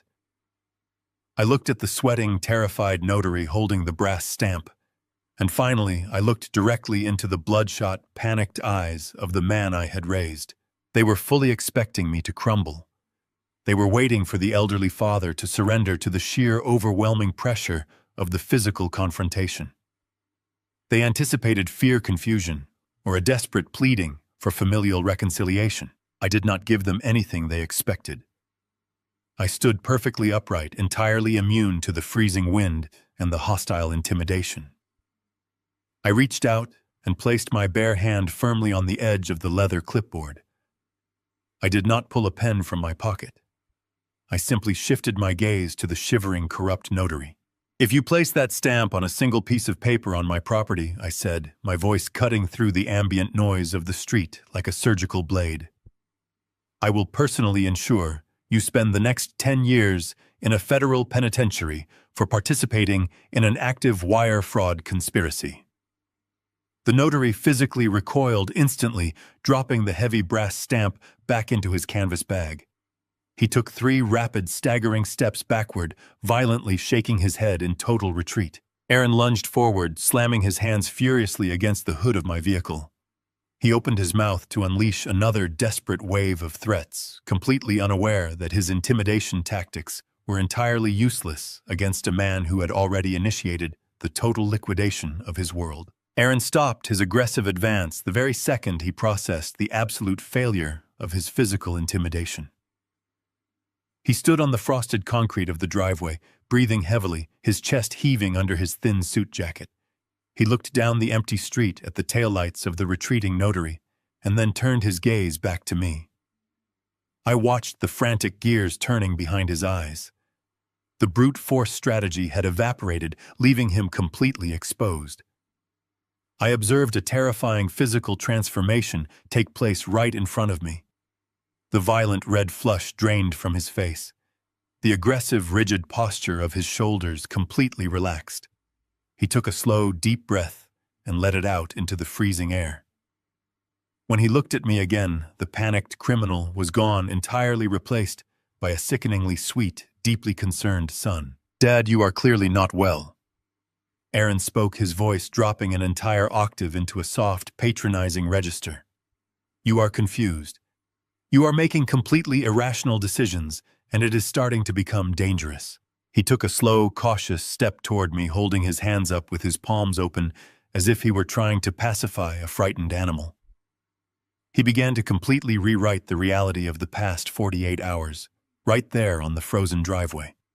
He told me that my memory was obviously slipping. He suggested, with a voice dripping with manufactured pity, that I had simply forgotten to pay the monthly bills. He stated that the frozen credit card at the boutique and the failed mortgage transfer were not deliberate tactical actions, but the tragic mistakes of a severely declining mind. He claimed I had logged into my banking portals and hopelessly scrambled the routing numbers in a state of deep cognitive confusion. Brooke instantly recognized the tactical shift and seamlessly fell into step beside him.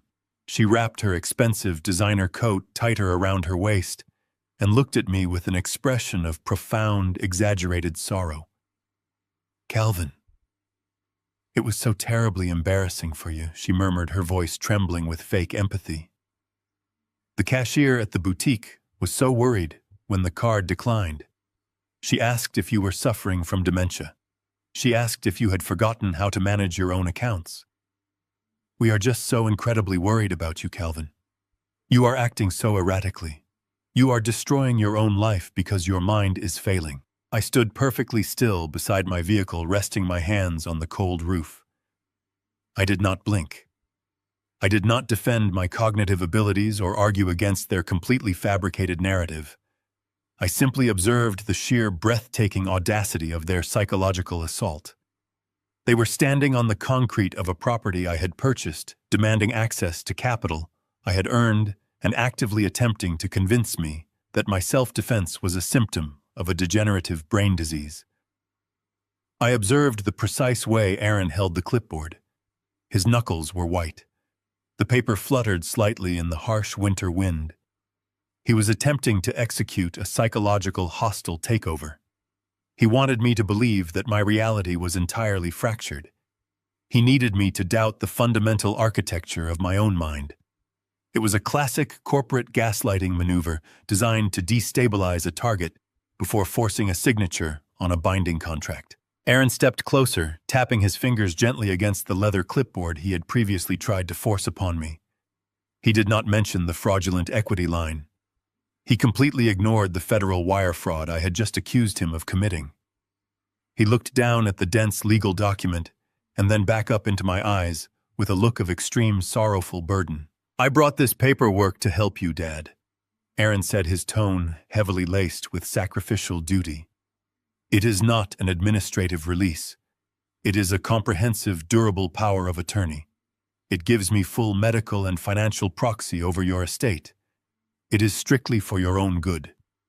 You are clearly struggling to manage your daily existence. You are forgetting to execute basic financial transfers. You are alienating the only family you have left. I need you to sign this document today so I can take the heavy burden off your shoulders. Let me step in and manage the accounts before you accidentally bankrupt yourself in a state of severe confusion." He held the clipboard out toward me, offering it as if it were a life preserver. He was asking me to voluntarily hand over the absolute legal control of my entire existence. He wanted the legal authority to drain my retirement accounts, to leverage my townhouse, and to completely strip my assets under the impenetrable protection of a state-sanctioned power of attorney. When I did not reach out to take the clipboard, the sickeningly sweet facade began to harden at the extreme edges. The manufactured concern in his eyes crystallized into a cold, absolute menace. He lowered the clipboard slightly and leaned his face closer to mine, his breath washing over me in the freezing winter air. "Dad, I am trying to do this the easy way, Aaron whispered, the patronizing tone dropping into a flat, merciless threat. I am trying to protect your dignity. But if you refuse to sign this document right now, you will leave me absolutely no choice. I will have to call Adult Protective Services. I will tell the state investigators that my elderly father is suffering from severe delusions and poses an active, immediate danger to himself.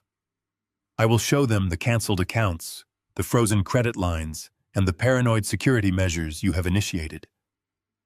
I will easily find a doctor willing to testify to your immediate cognitive decline. Brooke nodded slowly, stepping up beside her husband. We will have to do it, Calvin, she added, her voice devoid of any remaining warmth. It will break our hearts, but we will have the state declare you legally incompetent. Aaron kept his eyes locked on mine, pressing the psychological blade deeper. Do you have any idea what happens when the state takes over, Dad? He asked, his voice utterly ruthless. They do not let you stay in this comfortable townhouse. They strip you of your independence entirely. They will place you in a state-run nursing facility. You will be locked in a sterile room on a secure ward. Strangers will manage your schedule, they will feed you your meals, and they will sedate you when you become agitated. Your entire estate will be liquidated by a court-appointed guardian to pay for your confinement. You will lose absolutely everything. You will die alone in a hospital bed with no control over a single aspect of your reality.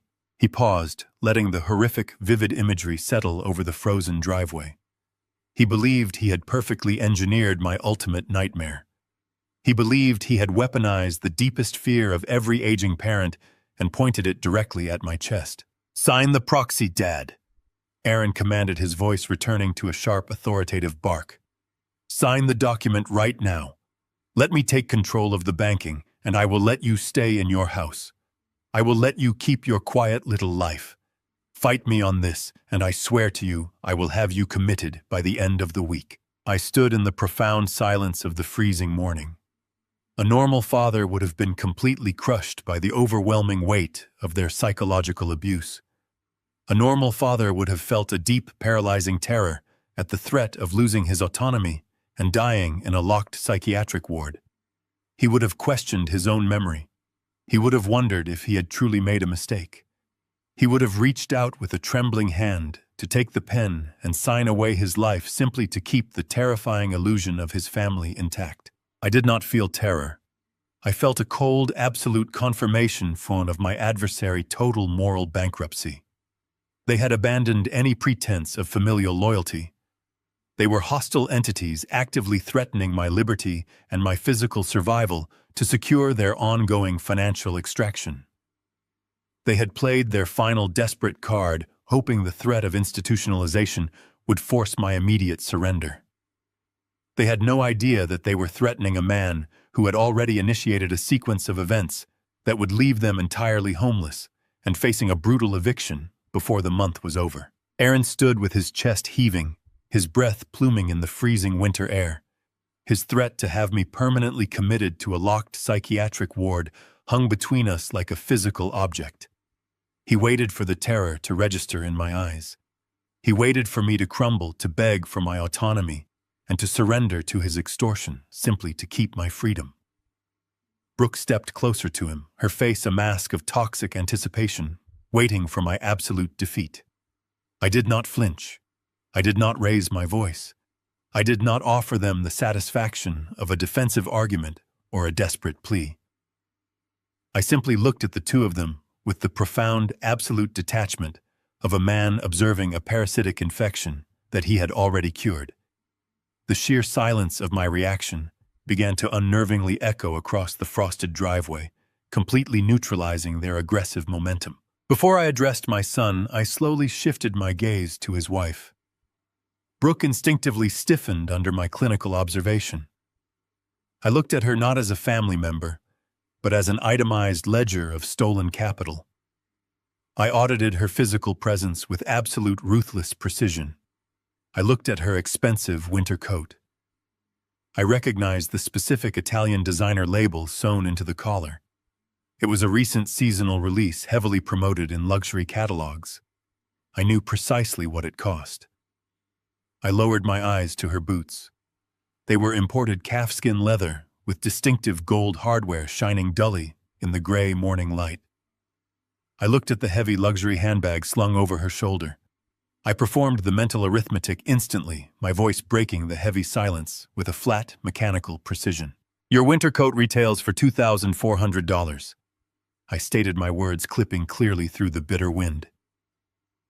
Your leather boots cost $850. The handbag you are currently clutching is a limited production model that sells for approximately $4,200. You are standing on my concrete driveway wearing nearly $7,500 worth of retail garments. You purchased these exact items during the holiday weekend using a joint platinum emergency card. Brooke opened her mouth to speak, a flush of indignant rage creeping up her neck, but I did not allow her a single syllable of interruption. That specific credit line is directly tethered to my personal retirement reserves. I continued, my voice remaining entirely devoid of emotion. You did not earn that money, Brooke. You did not generate that capital. You extracted it from my accounts under the arrogant assumption that I was too elderly and too mentally compromised to monitor my own financial architecture. You believed you could siphon my resources indefinitely to fund a lifestyle you could not legitimately afford. You are currently humiliated because that plastic card was declined at a boutique, but you possess absolutely no shame regarding the fact that you are actively wearing my stolen retirement. Brooke physically stepped back as if she had been violently struck. Her mouth snapped shut. The manufactured empathy she had previously displayed evaporated instantly, replaced by a deep, humiliated shock. She looked at Aaron for defense, but Aaron was entirely paralyzed by the surgical precision of my audit. He could not protect her from the undeniable mathematical truth of their parasitism. I turned my attention back to the man I had raised. Aaron was staring at me, his jaw tight, his eyes wide with a creeping, inescapable dread. The patronizing corporate son was completely gone. The aggressive bully who had threatened me with a nursing home had evaporated. He was finally beginning to understand that he had walked blindly into a meticulously engineered trap. He had brought threats to a man who had already executed a total systemic demolition. I reached a hand inside the deep breast pocket of my heavy wool overcoat. I did not rush the movement. I slowly pulled out a thick, heavy manila envelope. The paper was crisp and rigid in the freezing temperature. I held the envelope out toward him, suspending it over the hood of my idling vehicle. Aaron stared at the envelope as if it were a venomous serpent. He did not want to take it. His survival instincts were screaming at him to turn around, get back into his expensive leased vehicle, and drive away. But his sheer desperate need for control forced his hand. He needed to know what data I possessed. His fingers were trembling visibly as he reached out and took the envelope from my grasp. "Open it," I commanded softly. Aaron fumbled with the metal clasp. His hands were shaking so violently that he nearly dropped the heavy packet onto the frosted concrete. He finally tore the flap open and pulled out a thick stack of stapled legal documents. He flipped to the very first page. I watched his eyes scan the bold black lettering at the top of the sheet. It was the formal fraud alert generated by the regional credit union. It was not a simple notification of a banking error. It was a severe, legally binding declaration that the $75,000 home equity line of credit had been permanently frozen due to verifiable documented forgery. It explicitly stated that the electronic signature did not match the physical records and that the Federal Fraud Division had been formally notified of the discrepancy. Aaron's face turned a sickly pale gray. The blood completely drained from his cheeks, leaving him looking hollow and entirely terrified. His lips parted, but no sound emerged. He realized in that exact second that his crime was not a secret. It was a documented, verifiable fact sitting on a federal banking server. He swallowed hard, his Adam apple bobbing visibly in his throat. A bead of cold sweat formed on his brow, despite the freezing wind. "Turn to the next document," I instructed, my voice entirely flat. He mechanically folded the fraud alert back, exposing the second set of papers. It was the comprehensive binding contract of sale from Apex Capital Holdings. It detailed the exact coordinates of the suburban property he currently occupied. It listed the aggressive discounted purchase price, and it clearly displayed my authorized physical signature executing the total liquidation of the asset. Aaron let out a shallow, ragged gasp. He read the corporate title of the investment firm.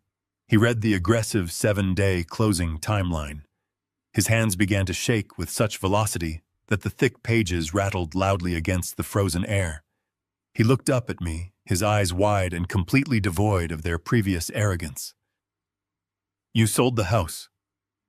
He whispered the words barely escaping his throat. "You sold the house to a corporate liquidator." "I sold a liability to an asset management firm." I corrected him clinically. "They specialize in hostile rapid cash acquisitions. They do not care that you currently reside in the master bedroom. They do not care about your affluent neighbors or your country club status. They only care about the physical land and the structure sitting upon it. You do not own that property, Aaron. You never owned that property. You were merely a tenant utilizing my charity, and you completely exhausted that charity the exact second you forged my signature on a federal banking application." "Read the final page," I said. Aaron slowly flipped to the last document in the stack. It was a formal 30-day notice to vacate the premises drafted by Stephen Porter and legally bound to the acquisition contract.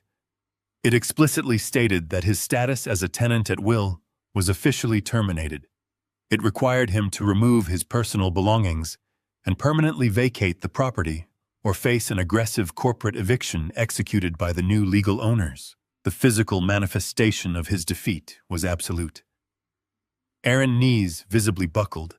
He leaned heavily against the side of his luxury sports utility vehicle, using the cold metal to keep himself upright. The arrogant corporate predator who had arrived at my home ready to freeze me into a psychiatric ward was completely gone. He was nothing but a broken, bankrupt man staring at the concrete evidence of his total systemic destruction. Brooke leaned over his shoulder, reading the documents clutched in his trembling hands. A sharp, strangled cry escaped her lips. The opulent lifestyle she had demanded, the wealthy suburban illusion she had carefully maintained, was instantly and completely vaporized. They were losing their home, their credit lines, and their entire social standing in a single devastating stroke.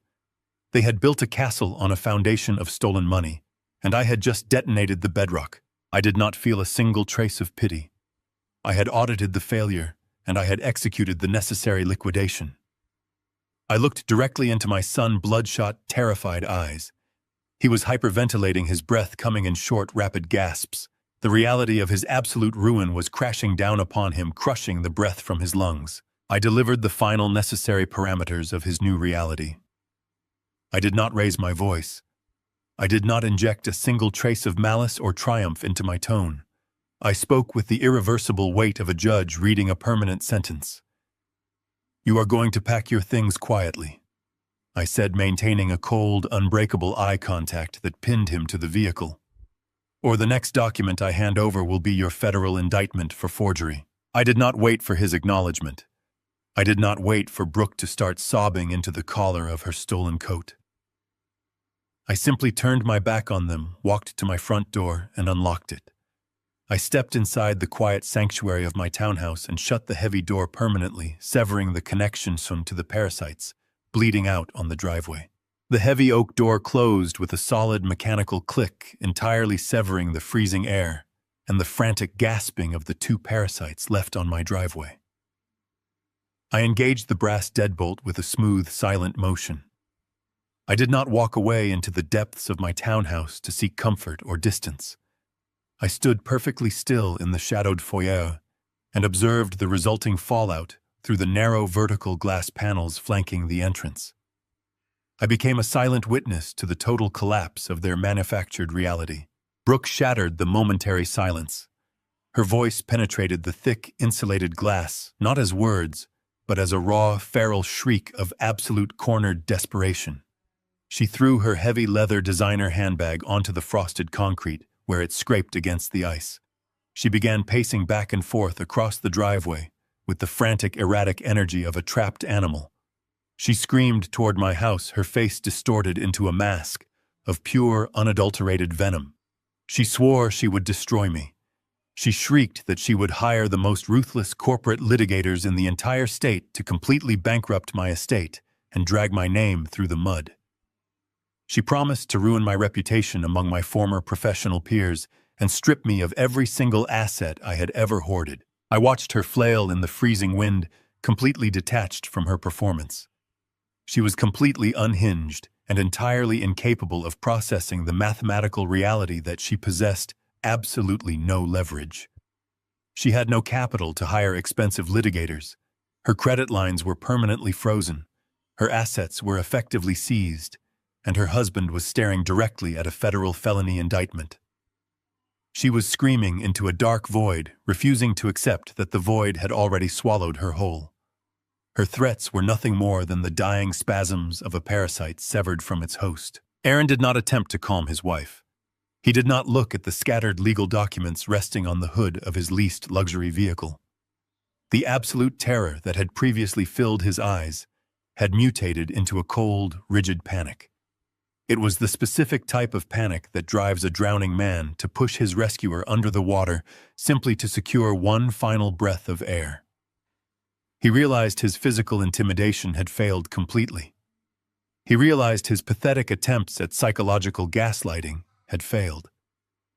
He realized the undeniable proof of his legal forgery had trapped him in a corner with absolutely zero avenues of escape. He needed a nuclear option. He needed an immediate, overpowering external force to break my defenses before the corporate liquidators arrived next week to physically throw him onto the street. I watched through this cold glass as Aaron reached deep into his suit jacket and pulled out his cellular phone. His fingers were trembling so violently he nearly dropped the expensive device onto the frozen driveway. He did not dial a criminal defense attorney to mitigate his exposure. He did not call his bank to attempt a desperate negotiation. He pressed 3 specific digits and raised the phone to his ear. He paced aggressively toward my front porch, his eyes locked entirely on the heavy oak door separating us. I could hear his voice bleeding through the glass structure. He was not speaking in the panicked, desperate tone of a ruined corporate criminal. He instantly manufactured a voice of sheer hysterical terror. He was crying. He forced actual tears into his vocal cords, pleading desperately with the emergency dispatcher on the other end of the line. He screamed that he needed immediate police and medical assistance at my specific address. He stated his full name and my exact location with frantic, manufactured urgency. He began to weave a masterclass of weaponized fiction directly to the civil authorities. He cried into the receiver, claiming that his elderly father was experiencing a violent, catastrophic dementia episode. He lied with the smooth, practiced ease of a career sociopath who had spent years manipulating reality to suit his needs. He told the dispatcher that I had completely lost touch with reality and was suffering from severe, aggressive hallucinations. He shrieked that I had barricaded myself inside the townhouse, that I had disabled the internal security system, and that I was actively threatening to physically harm myself and anyone who attempted to intervene. He painted a vivid, terrifying picture of a deeply disturbed geriatric patient suffering from severe paranoid delusions. He claimed I was shouting incoherently about corporate conspiracies and stolen bank funds.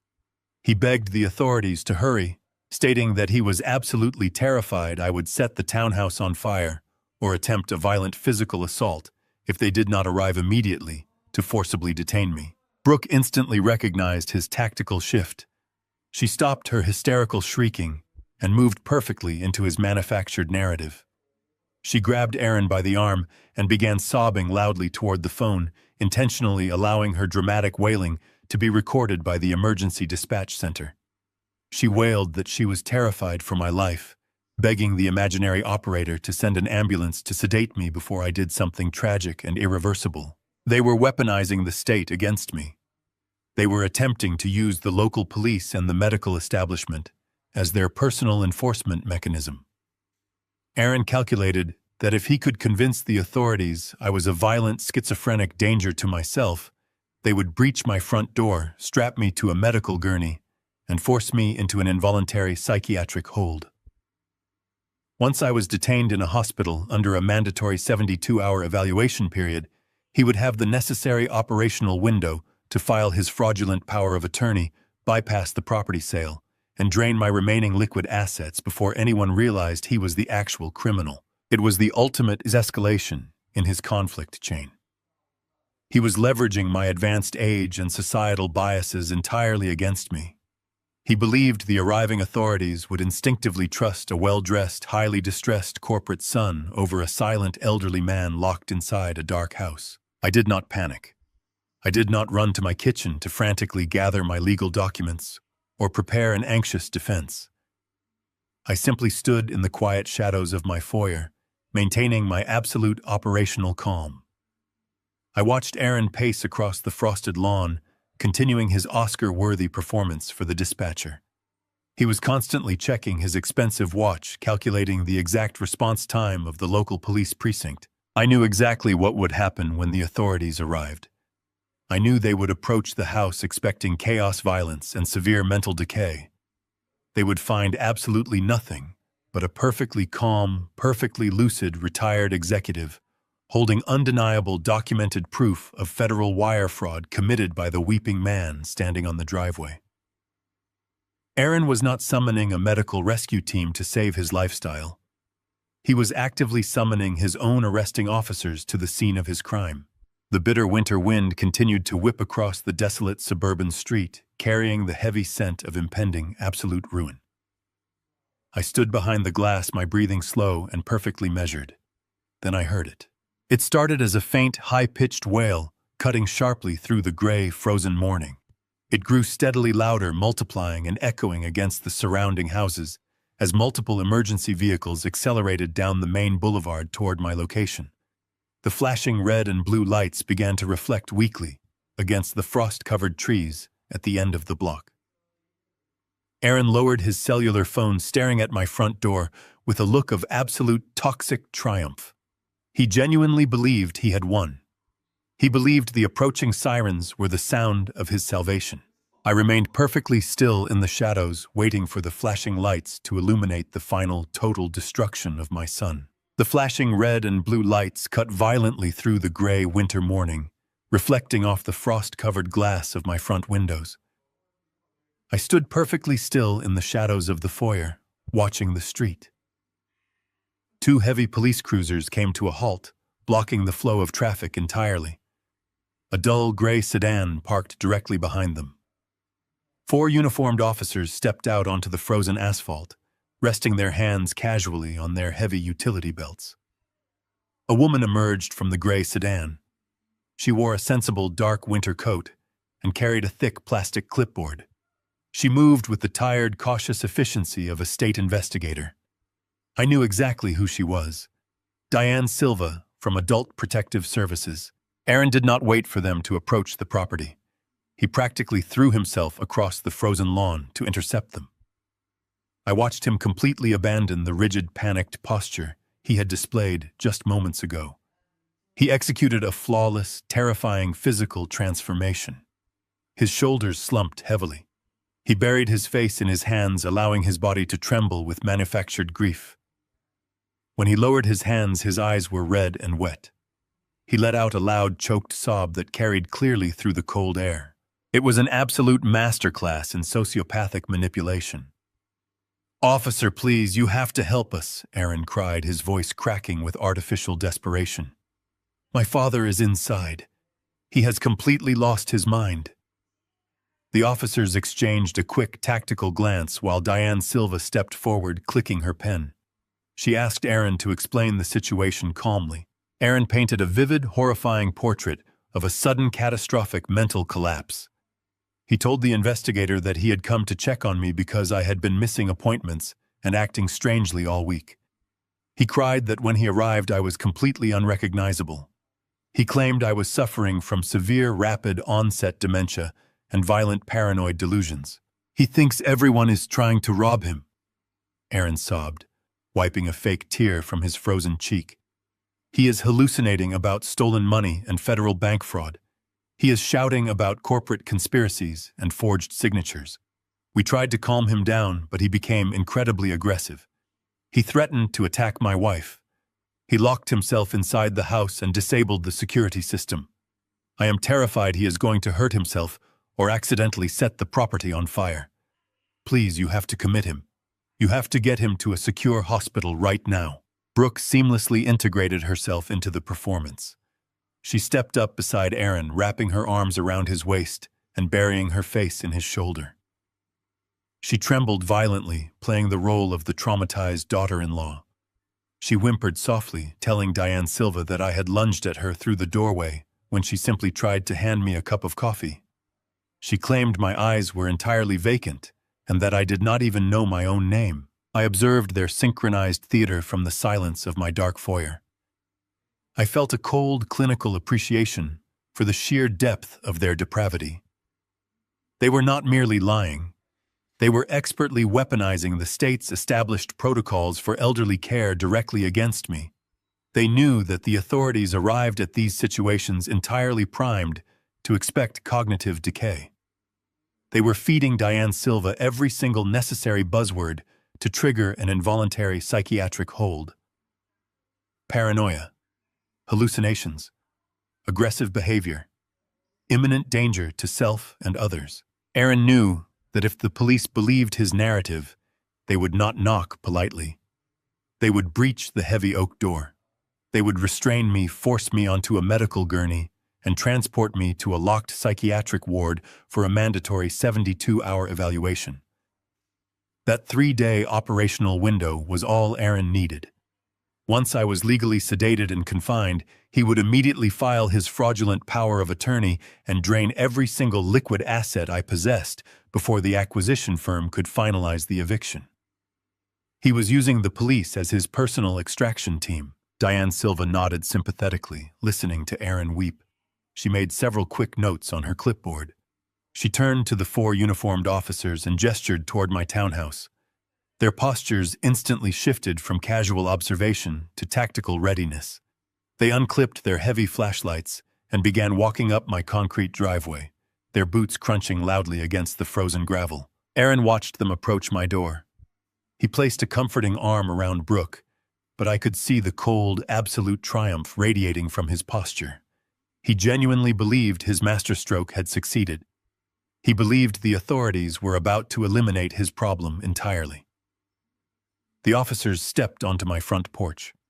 They stood directly on the other side of the heavy oak door, expecting to find a raving, filthy old man lost in a violent hallucination. They expected screaming and chaos. I did not retreat into the house. I did not hide. I smoothed the lapels of my wool overcoat and took a slow, measured breath. I reached out and rested my hand on the cold, brass deadbolt, preparing to shatter their entire manufactured reality. I did not wait for the heavy knock to echo through my home. I turned the brass deadbolt and pulled the oak door open just as the investigator raised her fist to strike the wood. She froze instantly on the frosted concrete. The 4 uniformed police officers standing on my walkway behind her instinctively shifted their weight toward their heavy utility belts.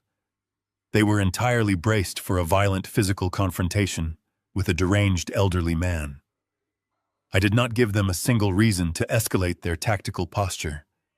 I stood in the doorway, wearing my tailored wool trousers and a perfectly pressed dress shirt.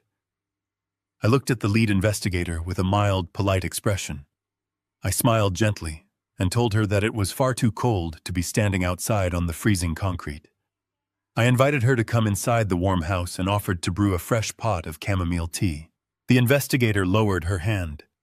Her eyes darted rapidly across my face and my clothing, searching for the severe cognitive decay my son had just hysterically described on the driveway. She fully expected to find a disheveled, confused man, lost in a violent, paranoid hallucination.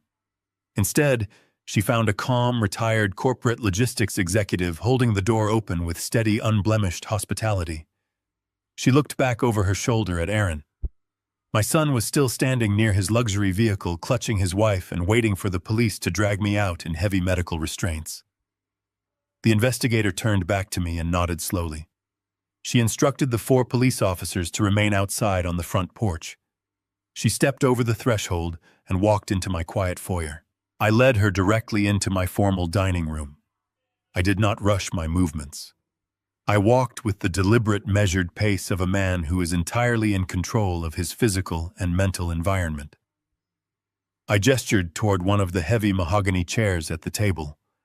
I walked into the adjacent kitchen and poured 2 cups of hot water from the kettle I had boiled earlier that morning, anticipating this exact sequence of events. I placed a ceramic cup in front of her and sat down on the opposite side of the table. She did not touch the warm tea. She unclipped her pen from her plastic clipboard and looked at me with a mixture of professional caution and deep confusion. She stated that her name was Diane Silva. She explained that she was legally obligated to investigate a priority report regarding my immediate mental deterioration and my potential threat to public safety. I maintained unbroken eye contact with her. I told her I completely understood her position and deeply respected her professional duty. I explained that my son Aaron had likely told her a very compelling and highly emotional story regarding my sudden tragic loss of sanity. I told her that he probably mentioned severe delusions regarding stolen money and forged banking documents. Diane nodded slowly, her eyes narrowing as she tried to reconcile the hysterical, sobbing son outside with the perfectly articulate father sitting quietly in front of her. I reached under the polished surface of the mahogany table. I retrieved a thick, heavy leather-bound binder and placed it gently next to her teacup. I did not launch into an emotional defense of my character. I did not complain about my son betraying my trust or breaking my heart. I simply pushed the leather binder toward her and instructed her to open it. Diane flipped the heavy cover back. The very first document inside was not a financial ledger or a property deed. It was a comprehensive 20-page psychiatric evaluation. It was printed on the official watermarked letterhead of the most prestigious cognitive behavioral clinic in the state. The medical evaluation was incredibly thorough, detailing rigorous memory tests, cognitive retention exams, and complex psychological profiling. The final page bore the signature of the chief medical director, officially certifying that my mental acuity was absolutely flawless, and that I possessed the complete uncompromised capacity to manage my own financial and legal affairs. Diane looked closely at the date stamped at the top of the medical evaluation. She looked up at me, her expression shifting from cautious confusion to absolute, profound realization. I took a slow sip of my tea. I told her that I had proactively scheduled and completed that extensive psychiatric evaluation exactly 3 days ago. I explained that earlier this week I had discreetly audited our shared family server. I had discovered digital search records showing Aaron actively researching local attorneys who specialized in involuntary guardianship and emergency power of attorney petitions. I knew the exact moment I froze his fraudulent credit lines, he would retaliate by attempting to weaponize the state against my autonomy. I told Diane I knew he would try to use my advanced age as a weapon to execute a hostile legal takeover of my entire estate. I had simply secured the undeniable medical armor required to deflect his inevitable psychological attack long before he even possessed the courage to dial the emergency dispatch center. Diane Silva closed the leather binder. The soft, heavy click of the cover echoed loudly in the quiet dining room. She did not ask me another question regarding my mental health. She did not ask me to perform a basic memory test or state the current calendar date. The 20 pages of unassailable medical documentation had completely obliterated Aaron and his fictional narrative. Diane looked toward the front window, where the flashing red and blue lights of the police cruisers were still reflecting off the glass. She realized in that exact moment that she had been expertly manipulated. She realized that the hysterical weeping man standing on the frozen driveway was not a desperate son trying to save his father. He was a cornered, aggressive predator trying to use her legal authority to cover up a massive financial crime. I leaned forward, resting my hands on the smooth mahogany table. I told her there were several other critical documents behind the psychiatric evaluation that she needed to review immediately. I informed her that the binder contained the verified proof of the forged $75,000 home equity line of credit. I told her it contained the digital timestamps proving Aaron had illegally routed the stolen funds directly into his private banking accounts. I explained that it also contained the executed contract of sale for his current residence and the immediate termination of his lease. I offered her the complete unvarnished truth of his sprawling criminality, wrapped neatly in a single leather binder. I asked her to please invite the 4 police officers into my dining room so we could formally discuss the immediate arrest of the man currently trespassing on my driveway. Diane slowly turned the heavy parchment page of the psychiatric evaluation. She did not speak. The silence in the formal dining room was absolute, broken only by the faint ticking of the grandfather clock in the hallway. I watched her eyes track across the subsequent documents I had meticulously organized within the leather binder. Her professionally neutral expression began to fracture as she processed the raw, undeniable data.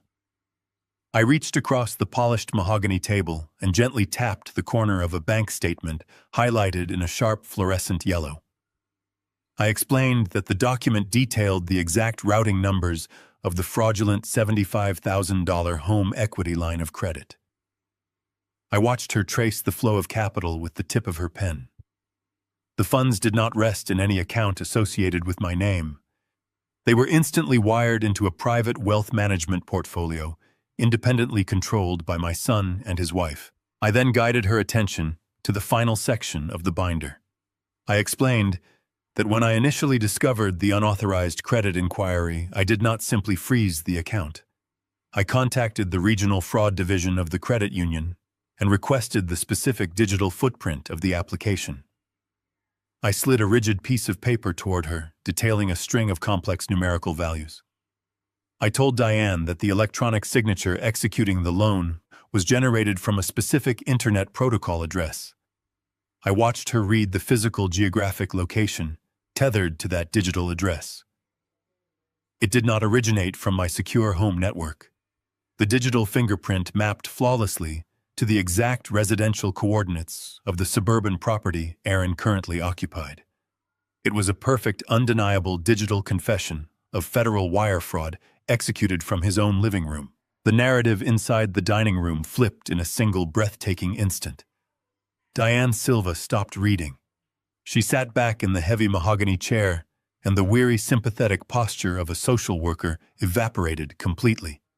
A cold, terrifying, predatory sharpness took its place. She was no longer looking at a vulnerable elderly victim, suffering from severe cognitive decay. She was staring directly at a textbook prosecution for felony-level elder financial exploitation. The tragic illusion of a son desperate to save his declining father shattered into 1,000 pieces. Diane realized the sheer breathtaking audacity of the man currently weeping on my driveway. Her jaw tightened as the profound insult to her profession crystallized in her mind. Aaron had intentionally summoned her here. He had actively attempted to weaponize her agency to execute a hostile psychological assault. He had tried to use her legal authority as a blunt instrument to lock a perfectly sane man inside a psychiatric ward simply to secure an operational window to finalize his theft. He believed she was stupid enough to process his manufactured tears without requiring a single piece of verifiable medical evidence. He believed he could use the state to bury his crime. Diane stood up from the table. She did not take a sip of the chamomile tea. She closed the leather binder and pulled it tightly against her chest, claiming it as official state evidence. She looked down at me with an expression of profound, absolute professional respect. She told me that she had investigated hundreds of cases involving entitled family members attempting to strip assets from their aging parents. She stated that she had seen every manipulation and every lie ever conceived by a greedy child. But she admitted in a low, steady voice that she had never witnessed a predator walk so blindly and so arrogantly into his own perfectly engineered execution. She turned away from the table and walked down the hallway toward the foyer. The 4 uniformed police officers were still standing on the frozen concrete of the front porch, their bodies tense, their hands resting near their heavy utility belts. They were entirely prepared to breach the house and physically restrain a violent, delusional patient. Diane reached out and pulled the heavy oak door open. The freezing winter wind washed over the threshold, sweeping into the warm house. Aaron looked up instantly. His face was still wet with manufactured tears, his shoulders still slumped in an attitude of tragic defeat. He expected to see me dragged out in heavy medical restraints. He expected Diane to offer him a sympathetic nod, confirming that his father was finally secure and that his financial future was fully protected. Diane Silva stepped out onto the porch alone. She did not look at Aaron with sympathy. She looked at him with the cold, merciless gaze of a hunter who had just cornered her prey. She turned to the lead police officer and pointed a single rigid finger directly at my son. She instructed the officers to detain Aaron immediately for suspected felony elder financial abuse and federal wire fraud. Diane Silva stepped out onto the frozen concrete of the front porch and let the heavy oak door click shut behind her. Aaron immediately stopped his manufactured sobbing. He stood up straight, wiping his eyes, expecting her to deliver the exact legal mandate he needed to authorize his theft.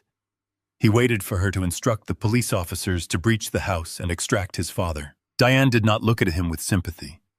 She looked at him with the cold, clinical disgust of a professional who had just uncovered a massive felony. She walked down the short flight of stairs and stopped directly in front of him. "Your father is in perfect physical and mental health," Diane stated, her voice completely devoid of warmth. "He is entirely competent to manage his own legal and financial affairs. I have just reviewed a comprehensive 20-page psychiatric evaluation executed 3 days ago by a board-certified medical director." Aaron opened his mouth to protest, to claim the evaluation was fake, but Diane raised a single rigid hand and silenced him instantly. "I also reviewed the verified bank logs and the Internet Protocol timestamps regarding a $75,000 home equity line of credit," Diane continued, her words hitting him like physical blows. "Adult Protective Services is formally opening a criminal investigation into you and your wife for felony elder financial exploitation and federal wire fraud. I have already contacted the district attorney to expedite the warrants." The lead police officer stepped forward, placing his hand deliberately on his heavy utility belt. He looked Aaron up and down with absolute contempt. He informed Aaron that he was now officially trespassing on private property. He stated clearly that if Aaron or his wife ever set foot on this driveway again, they would immediately leave in handcuffs. He ordered them to get in their vehicle and vacate the premises immediately. The sheer absolute finality of the authorities turning against them broke the last remaining thread of their alliance. Stripped of all leverage and staring directly at federal prison, Aaron and Brooke turned on each other right there in the middle of the street. Brooke slapped Aaron hard on the shoulder. She shrieked that he was an absolute idiot for using his own home network to forge the banking application. She screamed that he had ruined her life and destroyed their social standing because he was too incompetent to execute a simple white-collar crime. Aaron's face twisted into a mask of pure hateful rage. He screamed back at her that he only forged the documents to pay for her massive, suffocating credit card debts. He shouted that her relentless spending and her demand for luxury goods had pushed them into bankruptcy. I stood quietly behind the glass of my front window and watched their marriage completely disintegrate. They were no longer a unified front of corporate predators. They were two desperate, panicked criminals screaming at each other in the freezing wind, tearing each other apart under the weight of their own exposed greed. 30 days evaporated with the ruthless efficiency of a ticking clock. The corporate asset management firm that purchased the sprawling suburban property did not entertain extensions. They did not care about Brooke and her meticulously planned social calendar, or Aaron and his frantic, desperate attempts to secure legal representation. On the morning of the 30th day, the heavy-treaded tires of a county sheriff vehicle crunched against the familiar frosted gravel of the driveway. I was not physically present to witness the extraction, but the subsequent formal reports from the corporate liquidators and the neighborhood association painted a vivid, pathetic picture. Aaron and Brooke had stubbornly refused to pack their belongings. They had clung to the desperate, arrogant delusion that a last-minute legal injunction would somehow save them. They were entirely wrong. The sheriff deputies did not offer sympathy or extra time. They offered a strict 10-minute window to gather essential personal effects before changing the heavy brass locks. The sprawling suburban fortress that Aaron had attempted to steal was formally secured by men in tactical uniforms, while Brooke stood on the cold sidewalk, weeping uncontrollably into a cheap cardboard box. Their luxurious illusion had completely collapsed in full view of the affluent neighbors they had spent years trying to impress. The Adult Protective Services investigation had triggered an immediate and devastating financial cascade. Diane Silva had acted with absolute professional ruthlessness. Upon verifying the fraudulent home equity line of credit, the federal banking authorities permanently froze all joint accounts associated with Aaron and Brooke. The capital they had stolen from me was entirely locked inside an impenetrable federal evidence vault pending a massive criminal trial. Their credit ratings, previously sustained by the silent capital I had fed them over the years, imploded overnight. Without my retirement funds acting as a hidden safety net, their true financial reality was violently exposed to the world. They possessed massive, unserviceable debt. They had zero liquid assets. They were completely toxic to any legitimate leasing agency in the entire state. Stripped of their stolen wealth and facing an active felony investigation, their options vanished into thin air. They were forced to secure housing through a predatory subprime landlord who did not require a standard background check. The sprawling, manicured lawns and quiet luxury of their affluent neighborhood were instantly replaced by the cracked asphalt and chain-link fences of an industrial sector on the extreme opposite edge of the city. Their new reality was a cramped, decaying two-bedroom apartment located directly above a 24-hour commercial laundromat. The walls were paper-thin and stained with years of severe neglect. The heavy designer furniture they had purchased with my stolen money could not even fit through the narrow, rotting doorframe of their new building. They were forced to abandon their luxury items on the sidewalk, where they were quickly scavenged by opportunistic strangers. I felt a profound, absolute sense of closure as the finalized bank transfer from the cash buyer cleared my private secure account. The heavy liability of that suburban house had been surgically removed from my financial architecture. The asset had been converted into pure liquid capital, resting safely behind impenetrable security protocols that Aaron would never again breach. The parasitic connection had been permanently severed. I did not feel a single trace of guilt as I imagined them sitting on the stained carpet of their miserable new apartment, surrounded by the deafening mechanical hum of commercial washing machines. They were finally experiencing the unvarnished reality of their own decisions. They were finally living the life they had actually earned. For decades, I had acted as a human shield, intercepting the consequences of every reckless choice my son had ever made. I had quietly paid his debts. I had funded his lavish lifestyle. I had allowed his entitlement to fester in the dark. That era of silent complicity was officially over. The eviction was not a cruel punishment. It was a mandatory correction of the natural order. It was the absolute, undeniable consequence of choosing greed over blood. The absolute silence of my townhouse was broken only by the gentle, rhythmic ticking of the antique clock in the hallway. It was late afternoon, and the weak winter sun was beginning to dip below the horizon, casting long, peaceful shadows across the polished hardwood floor. I was sitting in my leather reading chair, holding a warm cup of dark coffee when my cellular phone began to vibrate violently against the side table. The sudden movement rattled the wood, and the screen illuminated the dim room. The caller identification displayed a number I had not seen in exactly 1 month. It was Aaron. He was calling from a prepaid cellular device, likely because his primary corporate line had been permanently terminated for non-payment. I let the phone vibrate against the wood for a long time. I watched the screen flash with a cold, clinical detachment. A normal father might have felt a sudden surge of anxiety or a lingering shred of parental obligation. I felt absolutely nothing but the quiet, steady rhythm of my own breathing. I reached out and tapped the glass screen, accepting the call. I did not offer a polite greeting. I did not speak his name. I raised the phone to my ear and remained completely silent, waiting for him to speak. The sound that emanated from the tiny speaker was pathetic. It was a wet, ragged sobbing. Aaron was weeping with the total unrestrained desperation of a man who had finally hit rock bottom and shattered his teeth on the concrete. "Dad, please," he gasped, his voice breaking into a miserable, high-pitched whine. "Please, you have to help us." He did not attempt to manufacture the authoritative, patronizing corporate tone he had wielded on my driveway. He did not threaten me with state institutions or locked psychiatric evaluations. The arrogant bully had been entirely crushed under the immense weight of his own hubris. He was completely broken. He wept into the receiver, describing the horrific conditions of his new apartment in graphic detail. He complained bitterly about the relentless vibrating noise from the laundromat below them and the freezing winter draft leaking through the shattered window panes. He sobbed that Brooke had packed her remaining designer clothes into garbage bags and left him the previous night retreating to her parents' home and refusing to answer his desperate calls.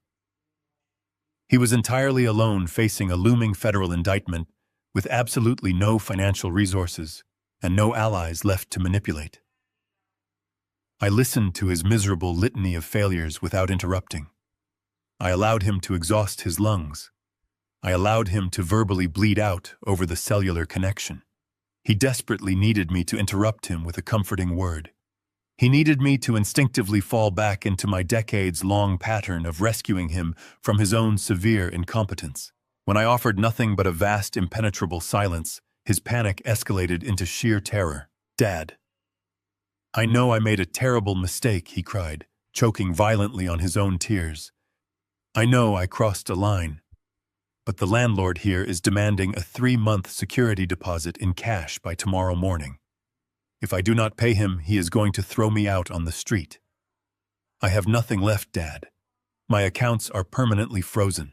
My credit is completely ruined. I cannot even buy groceries. I am begging you, just a temporary loan, just $5,000 to keep a roof over my head until I can figure this out and find a lawyer. I will pay you back every single penny. I swear to you on my life. Please do not let me become homeless." His begging echoed loudly in the quiet, serene space of my living room. I sat perfectly still, holding the cold phone to my ear. I remembered the freezing winter morning on my driveway. I remembered the exact cruel expression on his face when he handed me the fraudulent power of attorney. I remembered the cold, ruthless way he had looked directly into my eyes and threatened to have me permanently committed to a locked psychiatric ward simply to steal my retirement. He had been perfectly willing to destroy my entire existence to fund his luxury. He had looked at the father who had sacrificed everything to raise him and seen nothing but an automated teller machine that required aggressive, violent dismantling. I took a slow, deep breath. The air in my home was warm and clean. My reality was completely secure. I finally broke the silence. My voice was calm, steady, and entirely devoid of any residual emotion. I spoke with the irreversible finality of a Supreme Court judge delivering a permanent sentence. "I am sorry, Aaron," I said, using the exact heartless phrasing he had weaponized against me on my front porch. "I only planned for my immediate family. I did not wait to hear the sharp intake of breath on the other end of the line. I did not wait for the horrific realization of his absolute permanent exile to register in his mind." I pulled the phone away from my ear and tapped the red icon, ending the call instantly. I opened the settings menu on my device and navigated to his contact information. With a single deliberate press of my thumb, I permanently blocked his number. The electronic barrier was absolute. The digital tether was severed forever. I placed the phone back onto the wooden side table and took a slow sip of my coffee. The silence returned to the townhouse, settling over the room like a heavy, comforting blanket. I sat on my quiet porch as the evening settled peacefully over the neighborhood. The freezing wind of the past month had finally broken, giving way to a crisp, clear winter night. The street lamps flickered to life, casting a warm yellow glow across the empty, pristine sidewalk. I felt no sadistic joy in the destruction of my son. There was no triumphant celebration in my heart. I only felt the profound, absolute peace of a restored equilibrium. The natural order of my universe had been violently disrupted by greed and unbelievable entitlement, but through meticulous patience and ruthless excision that order had been permanently reestablished.